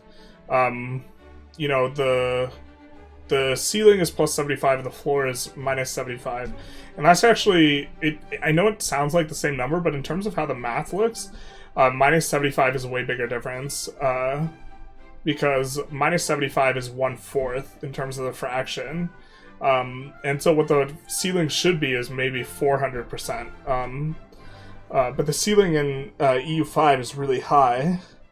And so if wine gets expensive enough, even though you don't have the direct RGO, this will still be like turbo worth it to build. Like if this is plus 300% price or something, 400, 500%, then it can overcome the fact that it's like an RGO except you have input goods. Because RGOs just produce one unit, and this has a bunch of stuff you need to do to produce one unit, but since price has so much more variance, it's not as bad, but obviously you'd rather just buy the RGO, or probably import the RGO. Entry pot, there's a series of buildings like this. This is just like a trade enhancer. It gives a lot more market attraction, so sucking people into your market is something that's generally valuable. After you've reached a certain size or point. In the early game, I actually think it's kind of bad to have other people in your market because they mess with your ability to collapse prices to get cheap buildings, but as time goes on, that kind of goes away. So, gives 10% market attraction, allows you to have a bigger market, and 5 trade capacity. I do think that it has to be built in the market capital, though. In general, I think peeling off the market capitals and building all the market capital buildings specifically is a pretty strong gameplay pattern. And as far as like expansion goes, taking market capitals I think is like, it's a little bit of a weird one, but I think it's really strong. We have the fine cloth manufactory. So manufactory is a much higher tier. We still see it's still costing 50. Oh, sorry, it's guild, manufactory, then mill, and then I think there's another level beyond that. But gonna have silk as an input or cotton as an input. I think it's different now. But this is, in terms of all the finished goods in the game, we have to update these base prices because they might not be the same because this is from their Tinto Talk. But fine cloth has the highest base price in the game. Jewelry is still going to be the best thing to trade because it has half the transport cost at a base price of 5. But fine cloth is definitely something that's good to specialize in and export. And so if you have a country with a unique advance for fine cloth, that's going to be a lot better than a country with like a unique advance for a different manufactured good.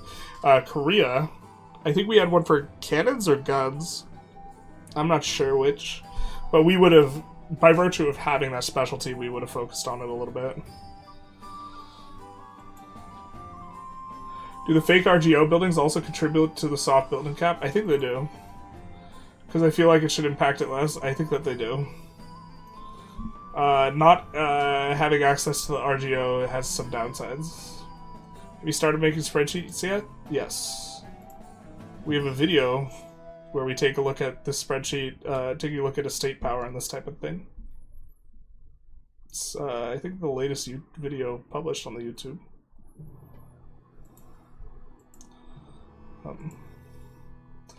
Naval battery, I think this is a higher tier, yeah, this is the higher, we took a look at the coastal fort, this is the higher tier version of the same thing. Gonna give a little bit of maritime presence and make it harder to disembark on you or blockade you, because you're going to give attrition to the enemy. And maybe that's where the real power of these buildings are. We were talking about how it maybe seemed not that good, because you could probably, instead of paying this upkeep, build ships or this type of thing. Although ships consume sailors, so I guess if you're crimped on sailors, this is maybe a decent way to try and get maritime presence. But maybe the attrition's what you really value here. We get a fortress church. I believe you have to have something. Oh, this is done by Pavia. Very available for Catholic countries of some groups, yeah, so it is going to require some stuff. In the Age of Traditions. Does it really have to be an Age of Traditions, or is it unlocked in Age of Traditions? Interesting. Well, it gives literacy for clergy, a little bit of clergy power, extra garrison size and fort defense. Probably actually just worth spamming, and also gives you a lot more clergy members, which is going to increase the power of Latin. How strong is that mercury gold building? Oh, it's insane. It just, like, doubles your output. You can only build one level of it. Mercury is also really rare good. But yeah, it's really strong. Fiber crops farms. Another one of these RGO replacement buildings. Makes fiber crops not as efficient. But if you don't have fiber crops, this lets you get it done. Fiber crops is used as an input for making cloth, and cloth is used as an input for the fine cloth. So you could view it as like a link in the chain in terms of being good at that.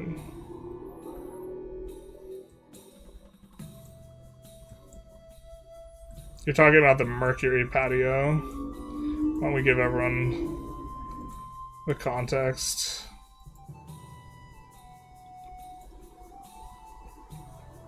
How many other uses for Mercury is there? Mercury is like really rare as a resource, but it's not used in very many things. I think it's the most rare resource. Will there be remotely enough to import? It kind of depends on distance and trade power. I don't know if there's enough mercury in the game, though, to cover everything. Are there throughput bonuses for using local resources? There are output bonuses, so better than throughput. Doesn't increase the input goods cost, you just get more goods coming out. It's not throughput. Throughput increases both inputs and outputs.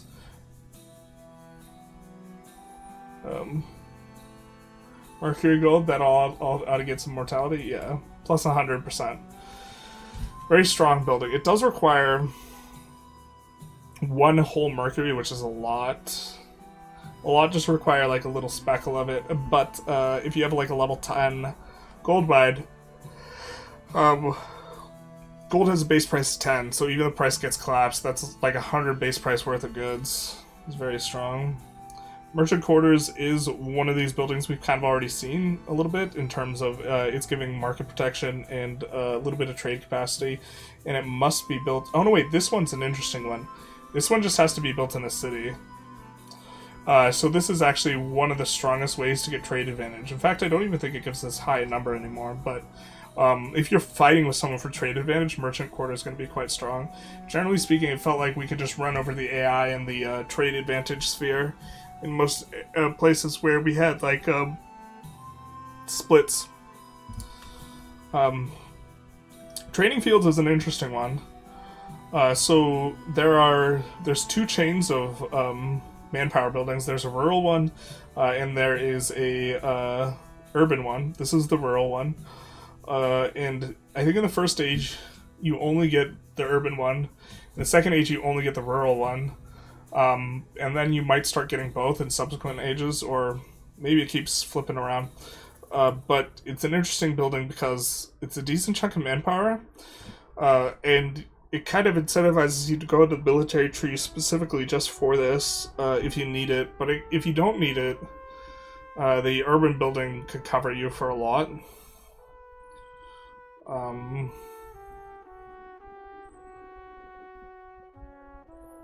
I think urban is better than rural, but you could still build a bunch of these.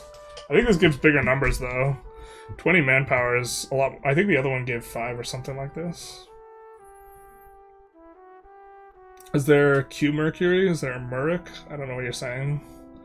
Is there a Mercury fake RGO building? No, there's no fake RGO buildings for any of them. No, wait, there's one for iron. I don't think there's not one for Mercury, though. Mercury, I don't even know what the base price of Mercury is. I don't think it was in the thing that they teased.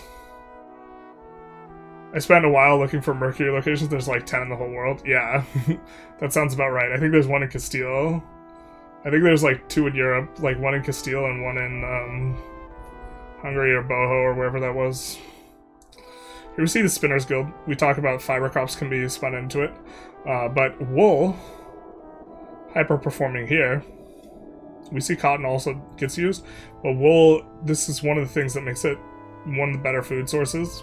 Not because it's really good as a food source, but because you also get the wool good. The tax assessor, it's going to give a little bit of crown power if in the capital. or it's going to give crown power in the capital, and it's going to give extra crown power and maximum tax. In general, I think maximum tax is a very, very strong stat. It appears in the Age of Absolutism, so a little bit late. But this is actually something super valuable, especially early on, that you kind of like push for quite strongly, because you will generally have a tax cap. And if your pops are satisfied, you can, or generally speaking, your tax is throttled by two things, either the tax cap or the satisfaction level below which you don't want to drop, because as you tax your pops more, they become less satisfied. You can generally make your pops really satisfied by giving out a ton of estate privileges. And because you can do that, satisfaction generally doesn't throttle your tax, although we've been zero taxing clergy because clergy have the best bonus and you don't get much from them anyways. So just making them happy by zero taxing them seems strong. But if your pops are really satisfied, this maximum tax will represent a very sharp increase in income.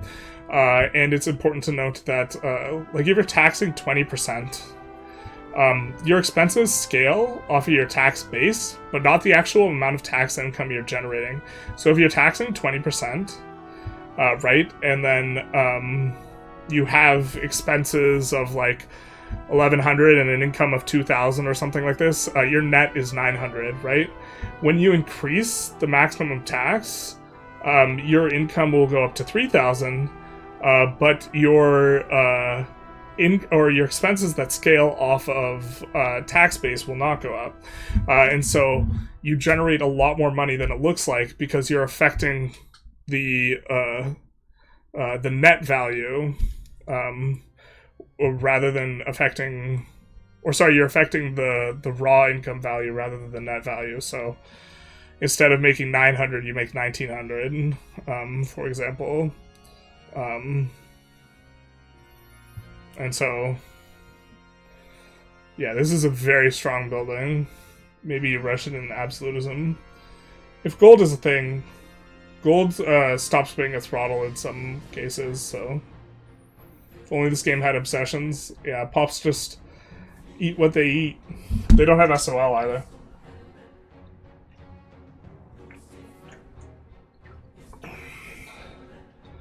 I spent a couple hours Googling where historically collected, and they did a really good job. I found all the places where Mercury in game first in articles, and never in places without articles about historical Mercury mining. Oh, that's sick. This game is going to get wood capped super early on, like Vicky 3, isn't it? I think wood is a little bit ubiquitous, but you're not going to get capped. It's just going to increase in price and make RGOs expensive. And so if everyone has to pay 3x for RGOs, that's not like the collapse of the game, right? It's difficult to keep collapsing the wood price constantly. But you don't run a shortage. Stuff very easily. Stuff just gets more expensive. So I think we already looked at the merchant quarter. Am I, like, going crazy? We already looked at this building, no? This is the city-only building that, I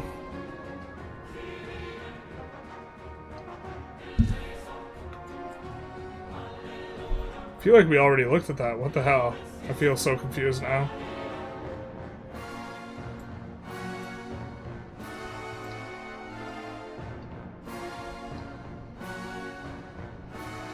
Now we're gonna go through the full chain of buildings.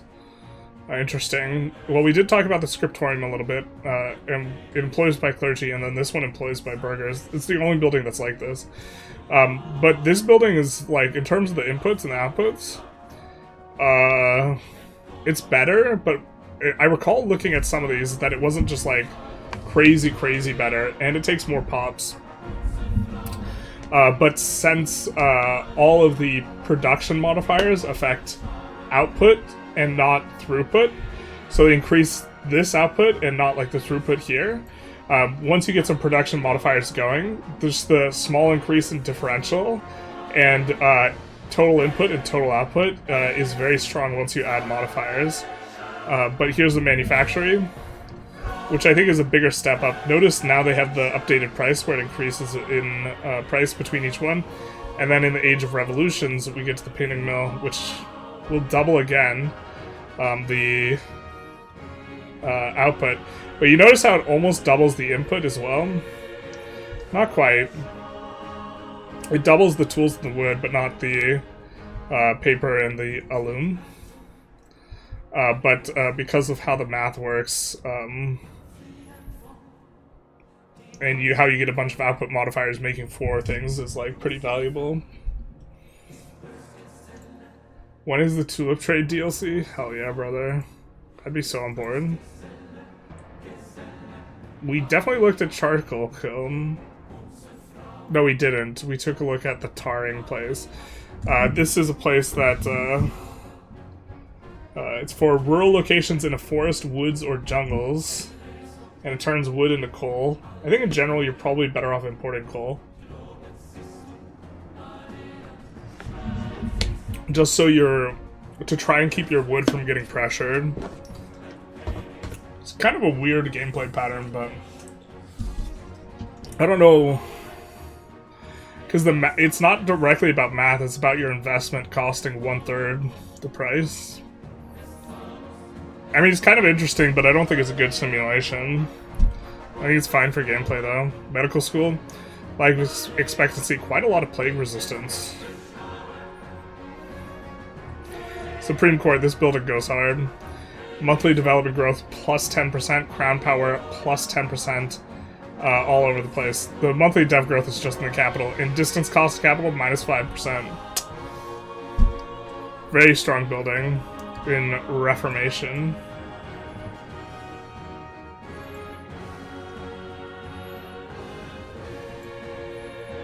We have a minting office here. Local proximity source. Oh! This is absolutism, so this is relatively late, but this is like a bailiff for urban areas. So bailiff, we were talking about how this was kind of gameplay warping. Has to be built in rural areas. This has to be built in urban areas. And it does the same thing, except it gives more proximity. Very interesting. I think I'm into it. And so this actually makes it so that your urban areas can get a decent amount of control, even if they don't have... they can actually get quite a bit of control. So if you have... I think by then there's like 10 or 15 control that you can get if you lean into values and tech and this type of stuff, just flat. Maybe it's closer. Maybe it's 10. Let's call it 10. And then if you have something that is a city... Well, okay, let's actually think through the thing. If you are inward focused, that's plus 5. If something is a city, that's plus 10, so that's 55%. And then if something is a core, that's plus 20%, so that's 75% control that you can have with this minting office. But flip side of it is if you have any sort of negative satisfaction, you're not going to hit that high. Or, yeah, any loss of satisfaction, but that's quite a bit of control. How do production methods work if there's more demand than supply? The buildings that are farthest from the market thing just stop working proportionate, like, to the absence of goods. It pulls from the ones with poor market access. That feel when I played Age of Absolutism and I didn't know these existed? Yeah, dog. I was actually just thinking that, like, I was thinking that your arguments for blobbing being super good were context dependent on this building existing, and I was like, oh, I didn't know this existed. Because you could get up to... There are other sources of just flat proximity, right? Or, sorry, flat control.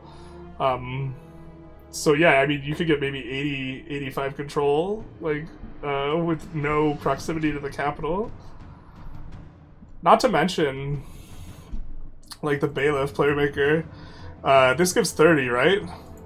So just having, even if you're rural, just having a minting office adjacent is going to be better. I feel like control was easy in the later part of the games. Yeah, but it still gets better as you get more of it.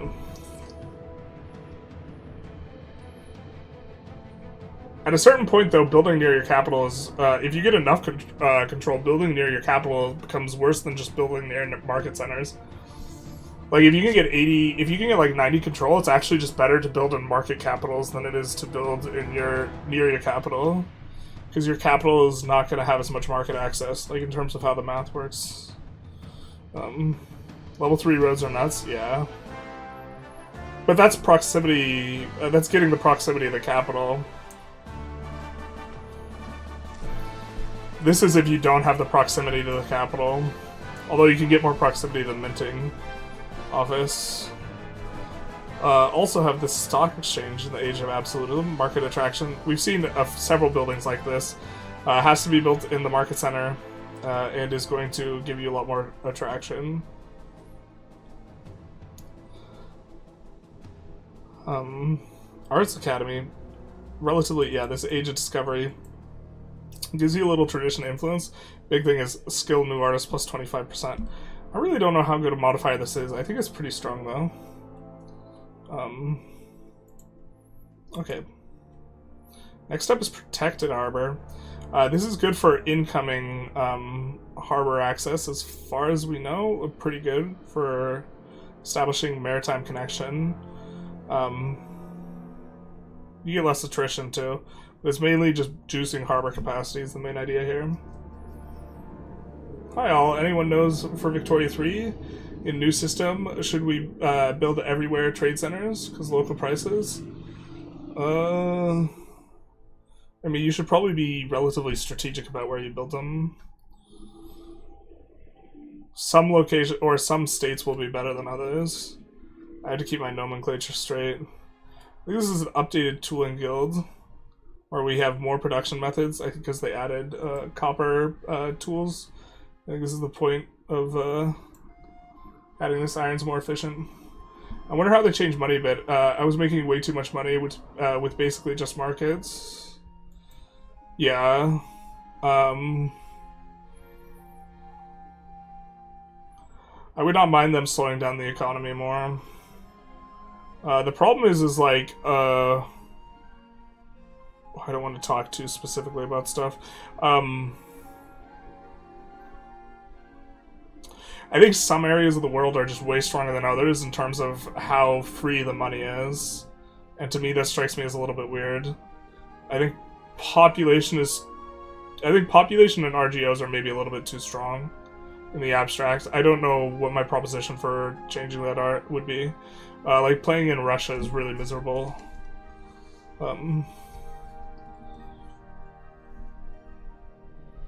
Or at least it's miserable at the start. You eventually probably get going and it's not too bad. Proximity stacks with the natural proximity, right? Nope. No.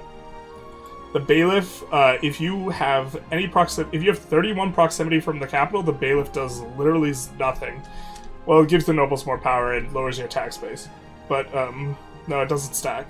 If it stacked, it would be insane. So you only build these in areas where you don't have a lot of proximity to the capital. Okay. Iron Foundry, I think, is the... Oh, interesting. What age is this? Which tier is this? Is that the Reformation? Interesting that now this consumes coal, so there's not a ton of uses for coal early on, but then this starts using coal, and then you might need to start finding sources of coal. I know some RGOs change over time. Maybe you start getting more RGO ones, but like another win in the column for like Korea, actually, because Korea has a solid amount of coal. Thanks, Janice. You're very welcome. Yeah, I think that also, Amit, something to note is they're going to be generally more efficient on the coast and really a lot more efficient where you have natural harbors. So that kind of warps where you build your economy. I feel the economy is pretty insane in the German Italy regions where you played. Yeah. I think it's... Did you play in Asia at all? Excluding the steppes. I mean, like, Asia. We see Iron Mill. I mean, East Asia. Or / India.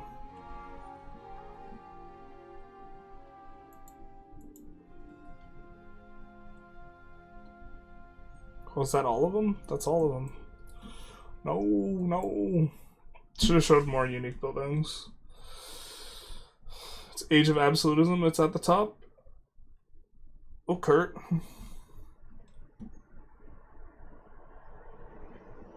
Oh, you're right. Yep. That's all the buildings, so I guess I'll just, like, answer some last-minute questions and then keep this thing under 2 hours in terms of the VOD. Part of me wonders if they intentionally made everything too good. No, I think it's just, like,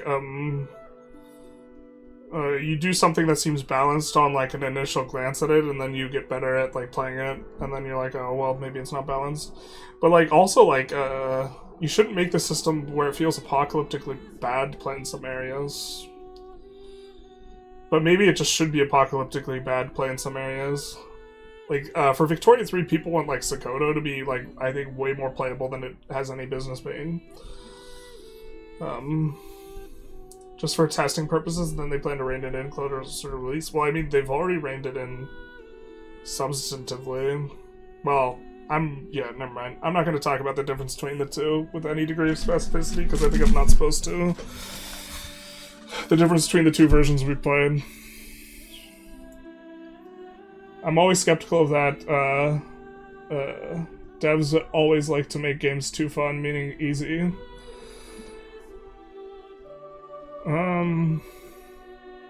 I don't think they intentionally, like, release something that's super easy baked for the content creators, because they're like, these guys won't get it.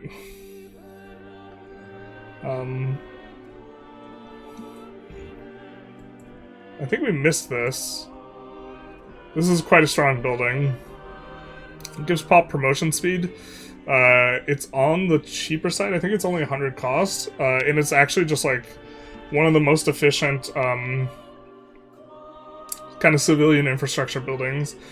Gives a little bit of cultural influence. The temp pop promotion speed is really nice, and then the max literacy, just general, applying to everyone, so it increases your entire literacy, is really strong. It's probably one of the stronger ones. What do you think of Sind as a starting region?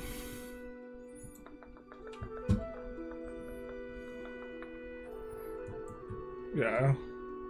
If people have specific questions like this, we can answer some of those now. That we went through all the buildings. What do we think of Sind? If I recall, it's got some... So it's arid, mostly flatland, some farmlands and some desert. Yeah, I remember not being pleased about the desert. I think the resources were good. I just can't remember exactly what they were.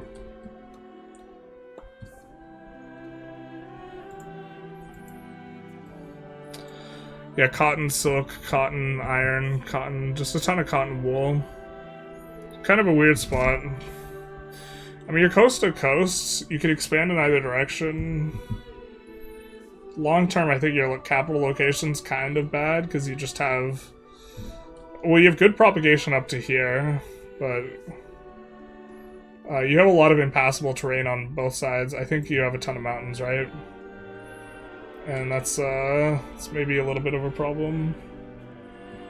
Not for content creators, just sort of like development cycle. It's easier to play test mechanics when you can easily get there.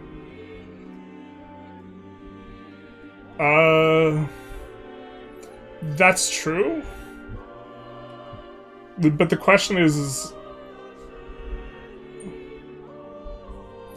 like kind of an intent one. Like, did they make it easy to make money because they thought it was balanced, or did they make it easy to make money because they wanted to be able to make more money? Or did they make it easy to make money because they were just running AI games and seeing how things went? And then based on the AI games balancing, and so the game is balanced around if the AI played, where the AI doesn't know how to collapse prices, or something.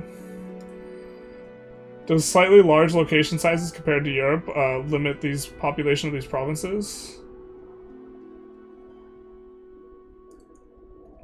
Location size, I think, only affects how expensive the roads are. Like, roads are more expensive in West Africa than they are in Europe. I think the The size of locations. Yeah, if you mean provinces, having bigger provinces is better.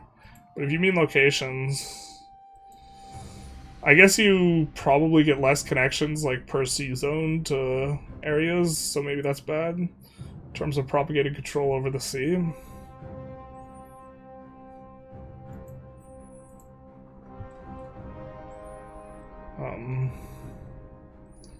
Is there anything else we want to take a look at?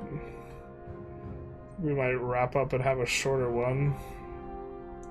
There's a. I wish we had pulled out like all the unique buildings in here, because there's a ton of unique buildings in these. But we don't have that like already pulled out. I mean, we could take a look. Korea Manchuria. I think they showed one that we liked quite a bit. No, they didn't show the one we liked. The Confucian School. I thought that was a really strong building. One of the reasons why I think Korea is pretty strong. But is it like pop caps? Yeah, usually limit growth. They do to some extent. So, like, India will have a slower growth speed because it is more populous. But then, like, for some of the countries in India, they have a bunch of stuff that helps them to help with, like, the pop capacity and the growth speed and this type of thing. You don't collapse prices. I just feel like making money comes so easily. Investing in RGOs is massive. Yeah, the RGOs are... The fact that RGOs don't have input goods, like, RGOs make...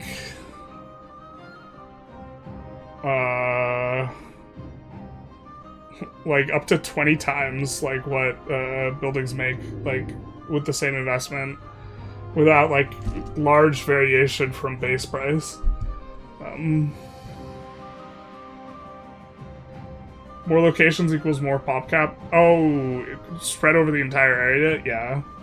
So maybe Europe has more pop cap than, like, India, when it maybe shouldn't be that way.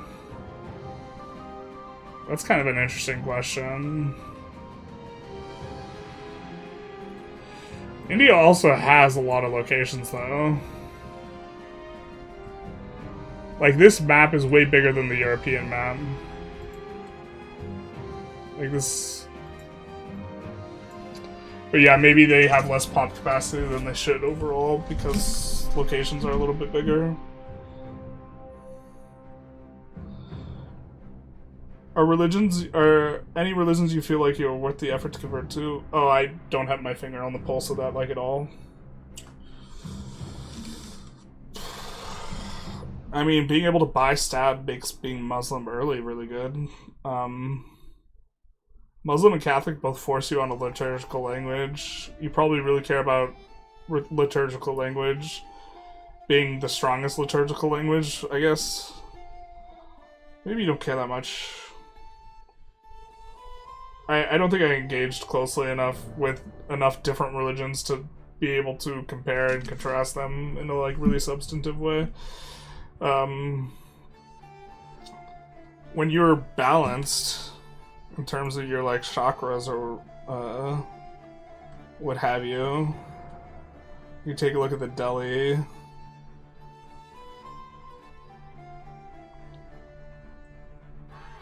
Wow, was it really that long ago that we did Sultanate of Delhi? But if we take a look at the religion that they have...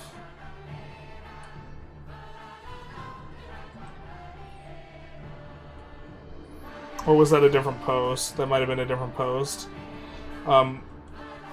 With the religion that they have, like, one of the things that they can get is, like, 10%. Yeah, we need the Hinduism, which is a Tinto talk.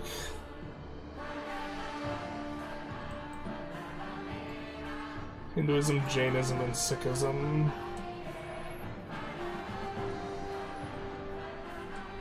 So one of these seemed like really good when you have, like, when you're balanced under self-control. So this is what we were talking about. Estate satisfaction equilibrium plus 10% is incredibly strong. Monthly research progress 10% is incredibly strong. And you can get both of those if you balance self-control. What's up with the libraries? They really increased qualifications by quite a lot. If you wanted to take advantage of India as an outsider, would you directly hold it or trade outposts? Probably trade outposts. I feel like maxing RGOs is something I work towards. Yeah, but I think RGOs are like unambiguously better, but yeah. I don't think it's a question of do I build RGOs or buildings, but it's like I build RGOs until I cap them, and then the building game kind of comes in. I see it as like a phasic thing, where like the exploiting RGOs phase, like eventually it ends because you've capped every RGO.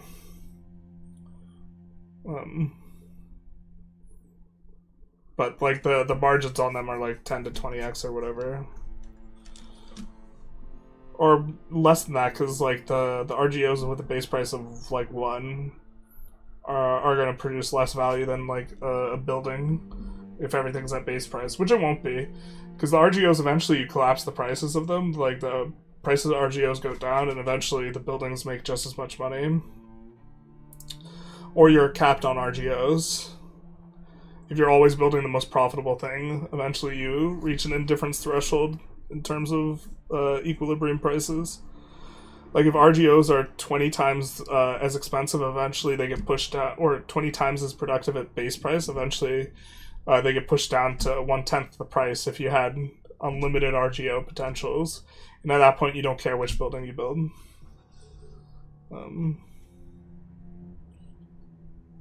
But yeah, I feel like I've been playing a bit of Mayu recently, and it's definitely having everything being crazy expensive that you can't do anything. Def prefer too much money to that. I haven't played Mayu in forever, so I can't comment on it. Does anywhere in the map turn into Doomstack Constant Wars, or is AI pretty chill? The AI is relatively chill, but the AI is just gonna change dramatically from like our experience that we had.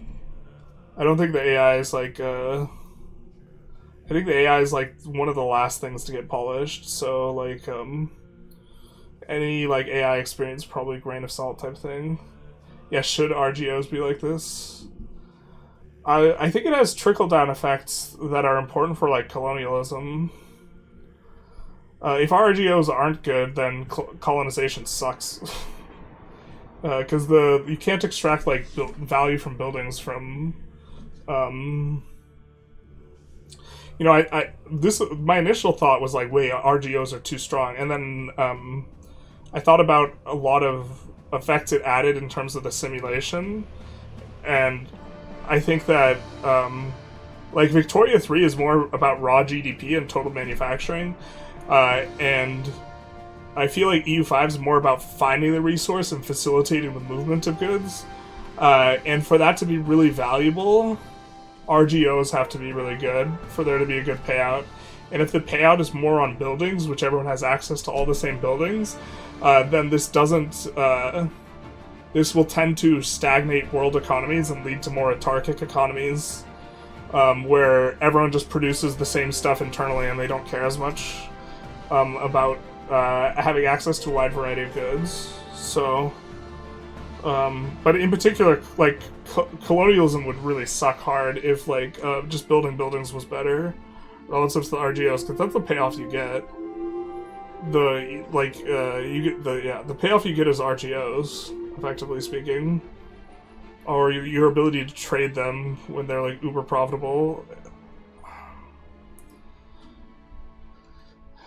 And if they were running a margin, I guess you care less if they're running a margin if they're on a colonial subject, but I think it significantly like makes trade a lot worse if you make RGOs worse. Because then RGOs are expensive, people don't build as many RGOs and they build buildings instead. And you don't need to trade in order to do the buildings as much. If you just let the RGO price go to plus 500% because they're like not good to build. How much better is to have the same number of pops across different locations? I think it would be it's generally better to have a lot of pops near the capital where you have a lot of control and market access, and it's good to have less pops in areas you want to keep rural, because you'd rather have them elsewhere. So in locations where you have gold. As far as religious bonuses go, this might be the strongest one, I think. From my perspective, which is, I think, very likely to be wrong, but just like my current opinion. Just because I don't think I engage with religions really enough. But 10% of state satisfaction equilibrium is really strong on all of them. Curious because that will be one of the biggest strengths of Europe, high relative number of location to pops. Yeah, I mean, I guess that makes it so you get better pop growth overall. But like, look, if your pop growth rate is a little bit bigger, but India starts with 50 million pops, and Europe starts with like 20 or 30 million, I don't know if it matters by the end of the game. I'm not sure you can outgrow, like, India. So, like, getting more growth versus just actually having more pops. It's gonna be interesting when things get balanced, just as far as how the game is going to feel. Yeah, I mean...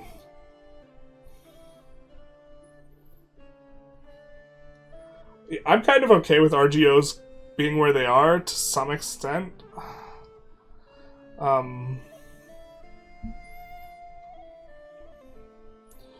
Also, like, you can collapse the prices of RGOs if you can't trade.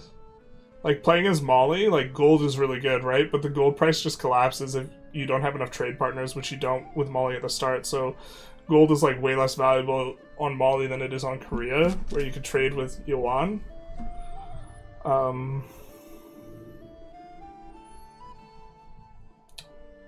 So your ability to push around the goods, like, really matters.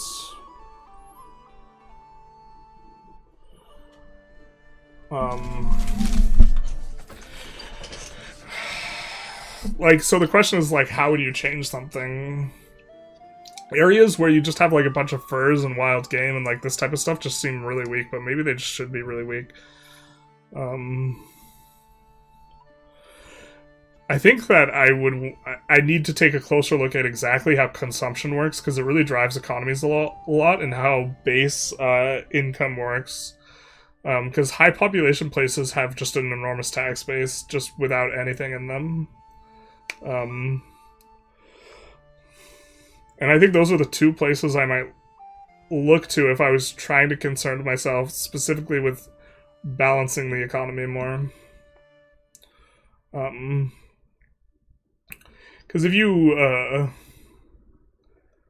dev places a bunch, development actually drives consumption, so that super stimulates the economy as well, which is like a more subtle effect, because it pushes up prices, which gives you more opportunity for profitable buildings and this type of thing.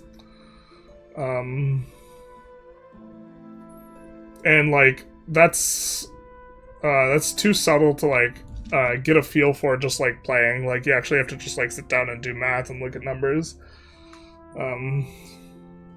Because dev increases happen slowly over time. Like, you would have to get in so many runs to like really be able to identify how consumption is affecting the economy and how just base pops are affecting the economy. But yeah, like, really high pop places just have really high tax even if they don't have anything in them. Quick question about bubonic plague. Is the mortality rate different between rural pop versus urban high pop? I think it is different. I don't know how much different it is. You get better tools for... I think that the mortality rate in cities is worse, but you get better tools for defending cities. Is it good to have a capital and market center in the same location? I think so. I think there are some exceptions. And that has to do with how market access is propagated, which is different than how control is propagated. We can take a close look at Iberia to talk about it.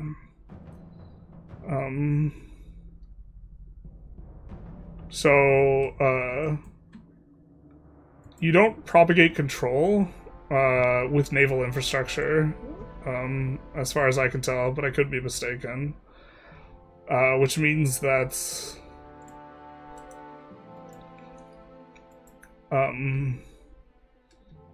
you generally want, even if you want, you propagate control with coastal income infrastructure, and so that means that you would maybe, you'd maybe want your capital here in Sevilla, that way you can push the control along the water, for example, but you would maybe want your market center inland slightly on the clay, because then you would be adjacent to a very high number of locations, including spices and silver, which are really, that's quite nice, where a lot of these locations would have better market access. So you'd be spreading the market access better by moving it inland slightly, but you still want your capital to have 100 control and really good market access. But you can see here, you're adjacent to, if you're in Sevilla, you're adjacent to 1, 2, 3, 4 locations. If you're on the clay here, you're adjacent to 1, 2, 3, 4, 5, 6 locations in terms of pushing the market access out. And the market access is responsive to roads and terrain. And so, and I don't think it cares much about other infrastructure. So market access decays way faster than control once you get the control kind of spun up, and you want to, like, around the market have a bunch of urbanization, or have a bunch of, you want almost all your buildings around your market, right? And then you're more okay everything else being rural. But eventually you get throttled. You get throttled by the number of pops you have, the speed at which you can construct, soft building cap, all these types of things will eventually throttle you, and then the urbanization kind of creeps out in terms of where you want to build, I think I said qualifications, but maybe I didn't. And so, but the idea is, I think that how many locations you have adjacent to you are going to matter a little bit, and so, and then looking to push control via the ocean, I think that markets don't push control via the ocean right now very well, because I think they don't care about your maritime presence. Just like the distance to travel the node without all your discounts. And if your discounts aren't applying, then just pushing overland is better. So it creates a weird thing where you probably put the capital in Sevilla, and then you probably put the market capital over here on the clay, which is a travesty because the market capital should be in Sevilla. It's like a slightly weird incentive. Press the red button, launch the game already. I don't know, you have to bring that up with Johan. I don't have the game currently. Do goods change a lot from events? We haven't seen it. I don't know how much it happens. I assume it happens in the Americas quite a bit. Americas is just super awful to play in terms of resources, but they also haven't updated this, and maybe I'm just like, I didn't comb through North America resources that closely, but as it stands now, I'm hoping that they get a lot of resources changes over time, because their resources are currently just super suck. Cotton's okay, tobacco's okay, but like, this is like mono wild game. And it's also forests and woods. It's actually just like very weak in North America. Does the game only having one RGO per location ever feel limiting in practice? There's so many locations, man. No, not really.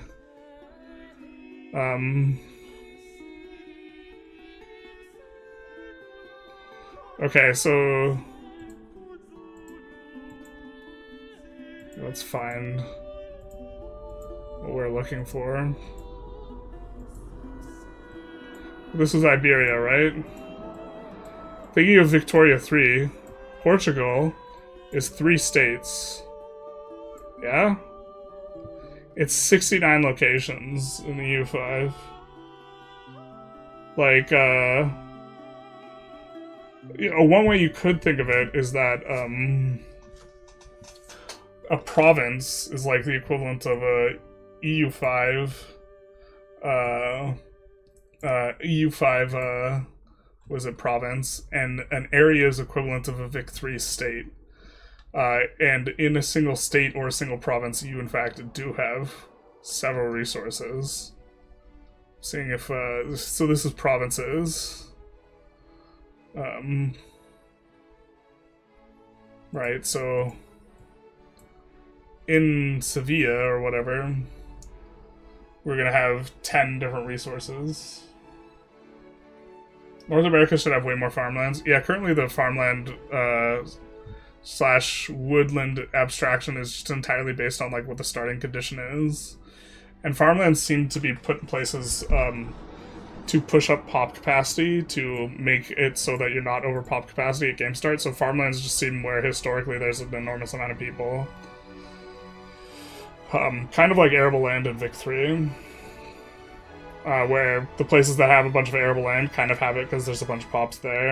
And in theory, it should be a little bit more dynamic. I think that they can't do that for performance reasons, though, and that's why they haven't. But I think we've exhausted the discussion on buildings, and I think we've gotten through everyone's questions.